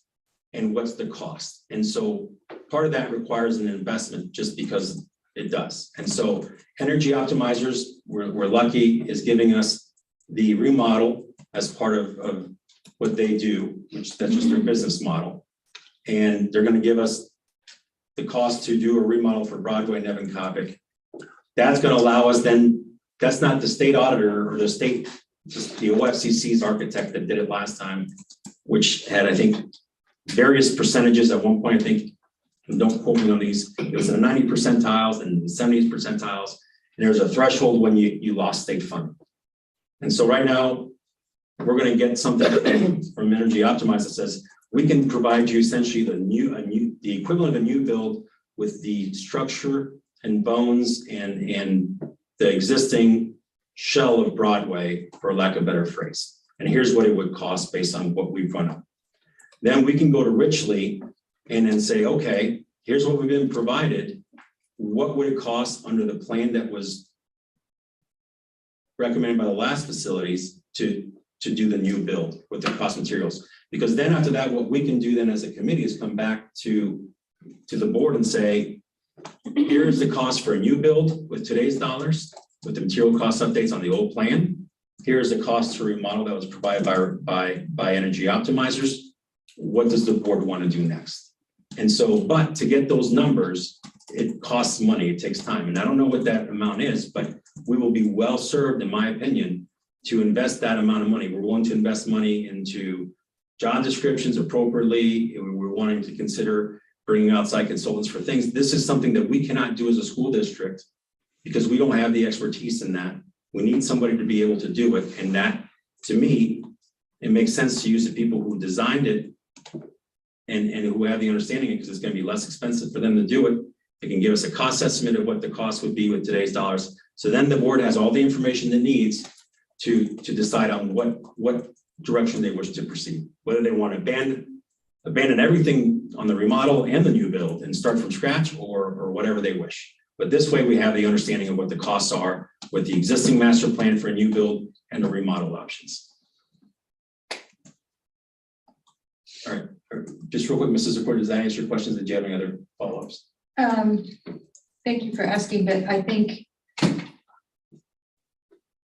I just don't agree with the model. For example, we used Ridgely a while back for when it was their numbers and their input that made the statement that it's more cost effective to bulldoze Broadway than to restore it. And it was you, Mr. Patry, at a meeting, I'm thinking maybe around the beginning of 2021, February, March, somewhere in that area. You said those numbers were higher for some reason than what they really should have been. Okay, let me take that back. The statement was that for some reason, the cost to renovate Broadway was higher, much higher than it should have been projected, based on the new engineering structural, I don't know. No, and just let me help you clarify that. The statement was that the Information Facilities Committee was relying upon was evaluation that was prepared by architects that were retained by the state of Ohio's agency, and I'm fairly certain it was the OFCC. And what they had done is I don't know how they did these determinations, but they would provide it to us, and they would say the percentage of a cost of a new build compared to a remodel of that school is whatever percentage it was. When Mark and Kim took over, they met with energy optimizers, and energy optimizers felt that those numbers may not be exactly accurate. You could probably do it for less. When that was revealed, then understandably, and being good stewards of the school district, they said, well, how? Show us. So now I'm not saying that it's going to be more cost effective to do a remodel. I'm saying we don't know. But what the facilities committee is presently doing is trying to ascertain that. So then when we have those estimates from energy optimizers and Ridgely, we can go to the board and say, here is what Ridgely's telling us it's going to cost to build you under that plan. Here is what energy optimizers is proposing as a remodel plan, which is allegedly apples to apples equivalent of a new build in the existing structures and the costs. Here is the options related to financing on those two with state funding, if it exists or not, because there could be state funding depending on the percentages on the remodel. There could not be. There's different things. And then that way the board then is educated and can decide how they wish to proceed. The underlying principle the facilities committee has been following is we need new facilities. We need to do so in a way that's going to give us a good return on our investment. That's not short-sighted, that's long-term, and that's a good investment for the community. And then that's what kind of we're doing. So it's the facilities recommendation unanimously that in order to be able to present the board that information, we need Ridgely to give us the cost estimate update. Based on a predetermined plan. In other words, you're predetermining that Broadway should be grades 2 and 3, Nevin Copic K and 1, and No, that's not true. The plan in 2019. So what are they giving as an estimate? The plan in 2019 was presented not in accordance with what was approved. In 2020, the OFCC gave us a verbal, I think it was verbal, it may not, it could have been written, I don't know if we've got the institutional knowledge, that they were going to approve what was the plan that was presented, meaning we weren't going to have to tear down a school and we were going to have exactly everything the way we wanted as far as the grades.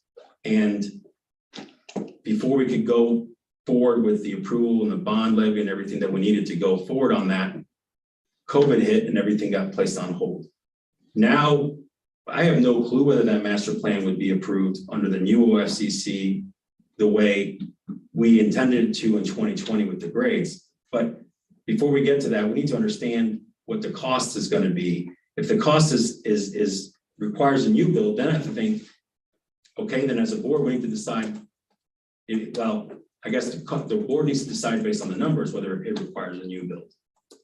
So my simple question is, when we get an estimate of cost, what are we estimating? Are we estimating what is Broadway going to cost to renovate with a 2-3 grade structure? No. So what, It's to be more specific, when you're asking, when you're saying, should we get a cost from Ridgely, what exactly are we costing here? What are we assessing the cost based on what structures. Mr. 5 buildings or the 2019 plan? I think that's your Yeah, question. No, the remodel is remodeling Broadway and Nevin Coppic As they are is. being used. Okay, thank you. So. Their master plan is not tearing any buildings down, and the grades are gonna be unified K-5. K through 5, and then 6 through 8, Yeah, and and then everything else stays the 9 through same. 12, yes. Okay, so the cost what would it cost to renovate we're talking then Broadway as a 2-3 and Nevin as a K1. Correct. Okay, And then LT Ball, as everything as it's presently used, correct. okay. Sorry, I misunderstood the Yeah. question. Any other questions or comments? Go ahead, Mrs. Dunaway. A couple of things. I don't even know where to start. One, well, I should have written this down because when you were talking, I kept losing my train of thought. Sorry. Oh, no, you're okay. One is, the 3 previous board members know that one of my concerns is we have a previous disputed $75,000 outstanding bill with Ridgely. We've gone back and forth. I've tried to get the information. Do we owe that money? Do we not owe that money? It's kind of just sitting there as a stalemate, so to speak. So one is we're writing a blank check. Nobody knows what this is going to cost. Recommended action. Oh, wait, I'm on the wrong one. Sorry. Yeah. Recommended action to authorize the superintendent to retain Ridgely Architects to provide an updated cost estimate on the facilities plan of 2019-2020. So there's your answer, Ann.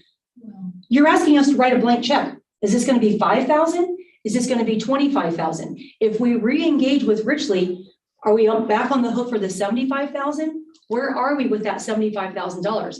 $75,000 is a lot of money. That's A. B, we don't even know if our community wants that original plan. There was a lot of controversy about the pre-K 5 all going into one building. People want to know, what are you going to do with Broadway? I'm not going to approve a levy if we're going to tear down Broadway. The board could not figure out what to do with Broadway. So I don't think we need to spend this money, because here's the beautiful thing. If Energy Optimizers comes in tomorrow and tells you guys, and the 4 of you are going to be there, we can renovate these buildings for $50 million. Well, then if we pull up our estimates from 2019, 2020, I know obviously everything has increased, but if we can see that we're already 15 million below and we know it's going to increase more, why are we going to spend $10,000 with Ridgely to tell us that we're going to spend $15 million more dollars or 20 million or whatever we would have before? Let's get the numbers from Energy Optimizers and see where their numbers come in. We might be able to tell from our old numbers before inflation, before COVID, that we can't even, the rehabbing is so much below what it cost before inflation. Why would we spend more money? 10,000, 15, 20,000 to do this cost estimate update? Plus we don't know where we are with the $75,000 that we may or may not already owe them from the previous engagement. I don't like writing blank checks, and I don't approving things if I don't know how much they're going to cost. And I will also add, while we were doing this, we had many community members that were very engaged. We're very blessed. Those community members attended the levy meetings and the building facilities meetings for the Troy schools. Our own community members stood here in this room and said, Ridgely is doing a lot more for Troy schools and charging them a lot less. So we never even handled that controversy from 2019. So there's a lot going on here. There's too many what ifs, too many unknowns, and I'm not going to approve a blank check. Is it 5,000? Is it 25,000? That's a big difference. I would rather spend that money on teachers getting copies on the copy machines that they deserve. That's just me. Yeah, speak. I don't believe the purpose of the meeting tomorrow is to sign any contracts. That's what Simon said. Commitments.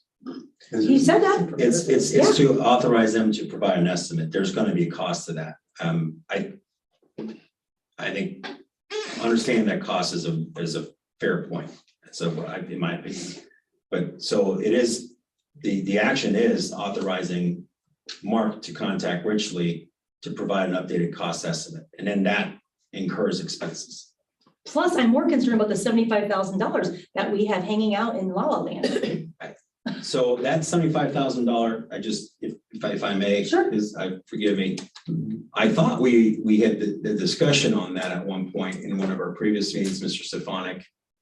Because I had inquired as to whether we had an outstanding invoice, and then there was some research done, there were some emails, and I guess I may be misremembering the result of that, but I was under the impression there wasn't an outstanding invoice. There, through the emails, there was an outstanding invoice, Never got cleared up. but I don't remember the number being that high. But when I contacted Mr. Stevens, he said that there was no authorization to pay that amount. I just don't remember it being 75,000. Let me see if it's.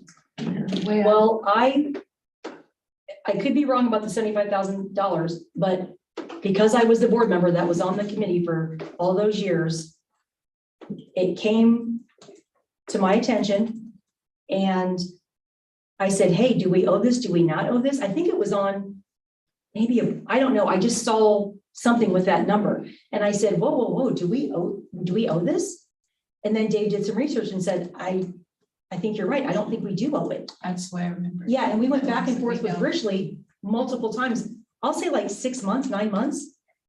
And I don't ever remember anybody Resolution. saying in black and white, Yeah. yes or no. Yeah. Because I was very concerned about that. It's a lot of money. And I didn't want them thinking ill of our district either. If we owed it, I wanted to clear it up. If we didn't, I just didn't want any hard feelings either way. I just wanted everything to be as it should. Anyway, you don't have to look at it now, but that would be another one of my concerns. Why? We don't have a cost associated. We might not need it. We might know right away with your numbers tomorrow from Energy Optimizers that it doesn't even make sense with the old cost to add 20 million more for inflation. I mean, lumber has gone up triple. A 2x4 has gone up triple since last fall. So we're going to be expecting a huge increase, huge. I think your points are well taken related to this invoice, if it's outstanding or not, because that's not the intent of the recommendation. I think makes sense to understand the cost first. But the purpose of it is so that we're not guessing. And so, but I think, your comments have kind of made me think differently about how maybe we approach it a little differently. And so I think the other thing too, I didn't think about, I don't know if the committee thought about it, is that we could also request to see if the OFCC is able to give us that architect percentage again, because the whole driving force behind understanding this is understanding what type of community or what type of state funding we might be able to get on the remodel versus the new build. And so I'm not sure if the OFCC charges for that estimate or how they do it, but that might be something that we could do free of charge. Now, I don't think that's not a good way to decide that, but it could provide us some Apples to apples. it gives us an idea of what to do next. But I think that, the comments I've heard tonight are very helpful. It was 75,000. I just saw the email. For my thoughts on this, the action shouldn't be a blank check. No. And it should absolutely, my feeling is that absolutely should be very narrowly tailored to exclude any outstanding invoices. But if we have an outstanding invoice out there, I think that needs to be addressed in a separate issue, not tonight. But, so those are, I guess, Mrs. Drummond, because I'm just going to give everybody I else was an just gonna opportunity. ask if we knew what it was for. I think Teresa knows. Mrs. Dunaway. Is it your turn? No. So it was actually, Simon, it was you that brought it up on camera, the $75,000 that we owed Ridgely, and it was in October 2021. So it was $75,000. And just doing a quick purview of my emails here, it was not cleared up. So just so that the new board members are on the same page. And it's possible I misremembered it, but I It's thought, okay. It I says, thought when yeah, you mentioned it at the meeting I on did. camera, so it's not a big deal. I It was the October, well, I'm just saying, it was the, I know it's on camera. I remember asking about it. I just don't, You didn't I don't remember? recall the results. well, Like, that's what I'm saying. earlier you didn't remember this. So anyway, I did follow up several times and I never got anywhere with it. So that's all. We don't need to beat a dead horse, but Okay. it's out there. We owe it or not owe it. It's in the gray zone, but it's $75,000. Yeah. No, That's all. but that is not determined. Mr. Stevens said that it's a matter of interpretation, how that 75,000 is a generated amount. And that in his impression, based on all the documents signed with Richley, I'm not sure how you say it, that was not an outstanding, there is no outstanding balance, certainly not 75,000. It never became an issue. I don't recall any other invoices coming through trying to recoup that amount, anything. It surfaced for the first time in a very long time when Mr. Patry brought it up at the board meeting and stating it as an assumptive fact, or as a fact, that we still owed 75,000.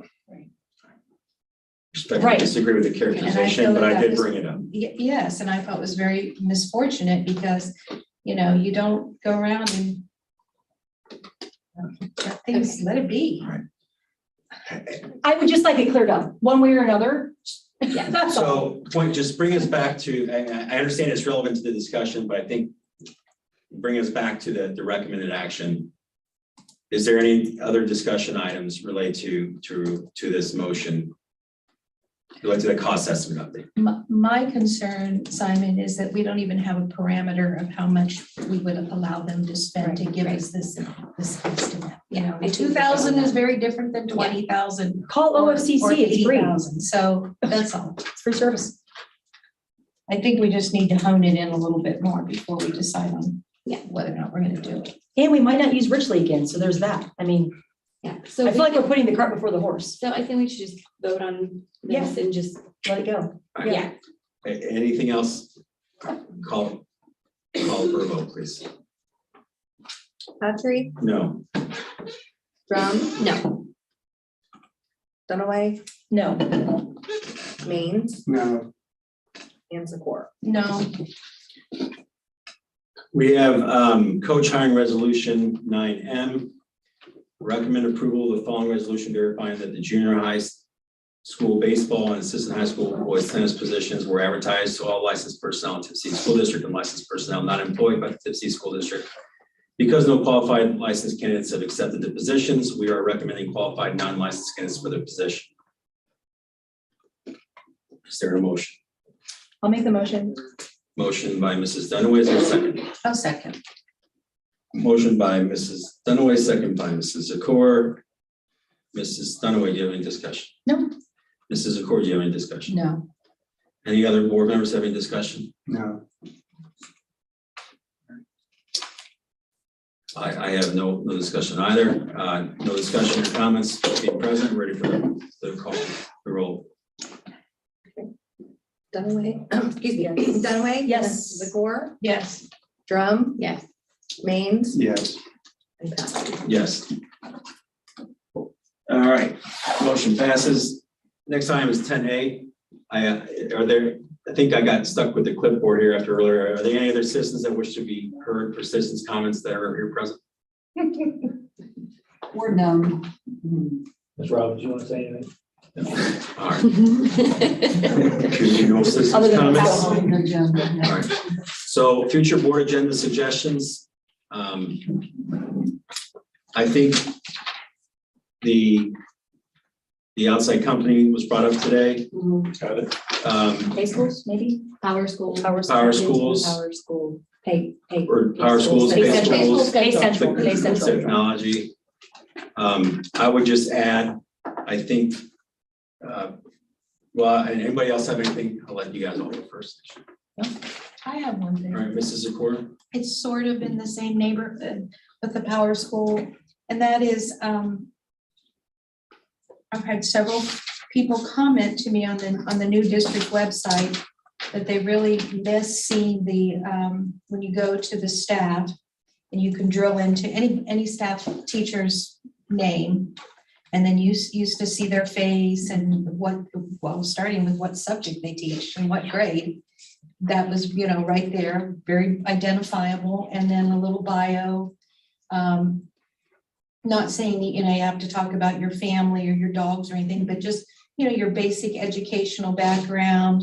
If you want to say what college and then of course, third grade, whatever it may be, science, reading, chemistry, high school. I mean, just the real fundamentals so that parents, when they can go on there, they really miss seeing the face. I think it's a safety issue myself. Especially at the smaller levels, to be able to see staff. I miss that feature. I didn't even really drill into this until it was brought to my attention. And I started looking at it and I really missed that personalization. And I think it's not only was personalization, but it also served some safety features and just being able to put a name and a face and a grade level with them.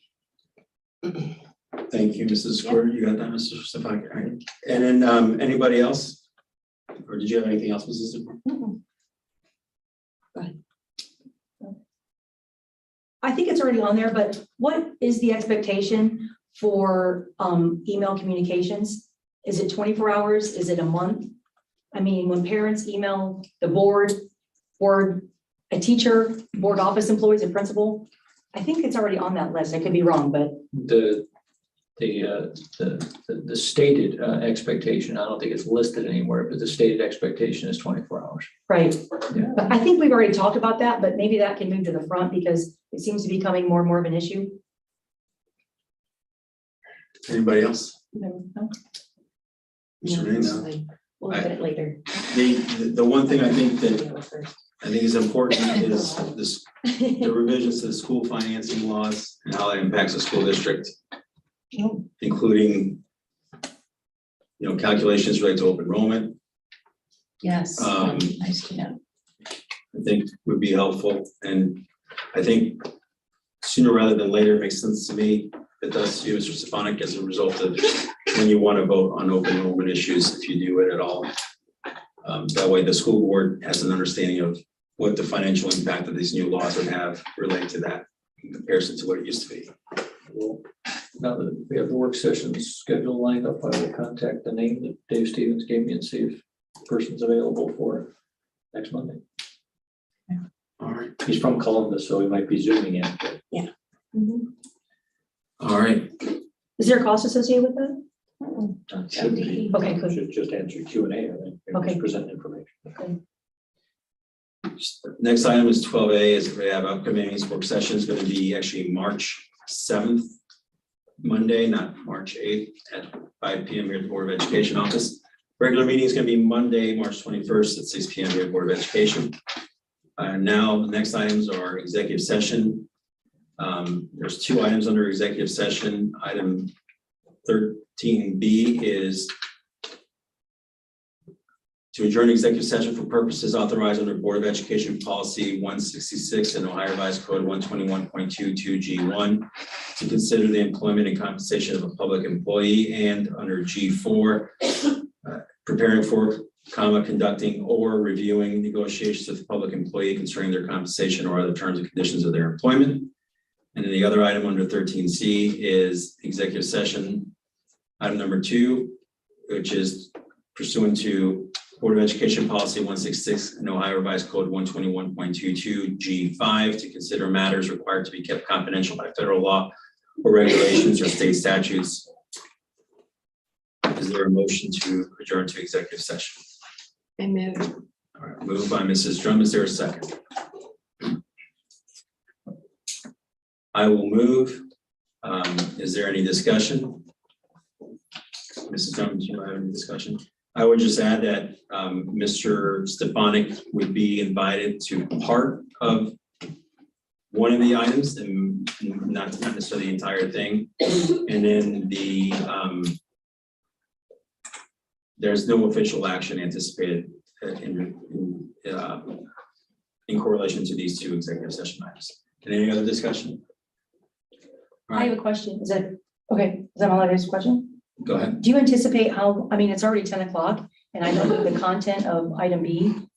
And I'm not, it's hard with 5 people. You don't know if it's gonna be, but if this is gonna be extremely lengthy, I guess we can discuss it in executive session, but it's already 10 o'clock at night and whatever it is, obviously deserves its full, time. Mr. Patrick, if I may, Go ahead. with that actual comment, with the board changing the work session to next Monday, would a timely matter be to consider these two items on Monday of next week instead of today? I'm okay with Since it's just 10, maybe, I do want to know what B is about. So, but if it turns into like a 1 hour, 2 hour, for whatever subject matter it involves, I just don't think it's prudent to be here at midnight discussing something that is, I'm assuming, important because it's an executive session. That's all I'm saying, but the board can discuss it in executive session. I'm just throwing that out as a consideration because it's already been like a 18-hour day for a lot of people who get up at 5 a.m. for work. So that's all. I don't know what's happening, but that's it. I have no opinion either way. Anybody else have any comments, questions? I say we go in executive Yes, see what session, happens. and if we need to, we come out of executive Right. session and we move on to the Right. next week. We'll handle it as is appropriate. All right, any other discussion or comments? Drum, Yes. Patrick, Yes. Dunaway, Yes? Maines, Yes.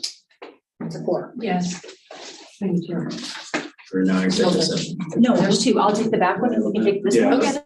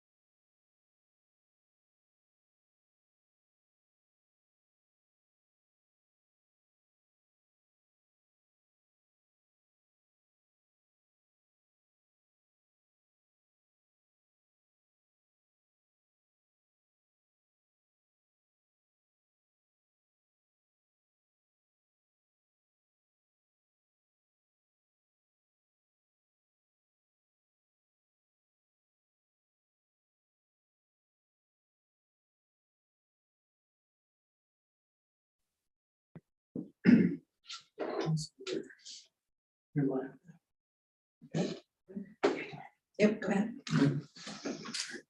We are now out of executive session, declare us back with the regular meeting. The previous meetings have already been read, and so there's nothing left on our agenda, so I would entertain a motion to adjourn the meeting. I'll make the motion to adjourn.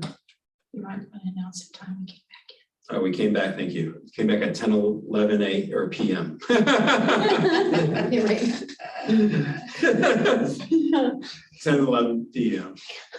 Thank you, Ann. Is there a motion to adjourn? I'll make the motion to adjourn. All right, Dunaway and second, Second. Dunaway, Zakor. Any discussion? All right, call for a vote. Dunaway, Yes. Zakor, Yes. Drum, Yes. Maines, Rick, oh, you do that every time. All right, Rick. All right, yes. and, sorry, Zakor. Or I'm sorry, Patry. Yes. All What the right, heck just? we are adjourned. Thank you, everybody. Somebody just stole the Thank you. sky. Is that what? What in the heck? No, something happened.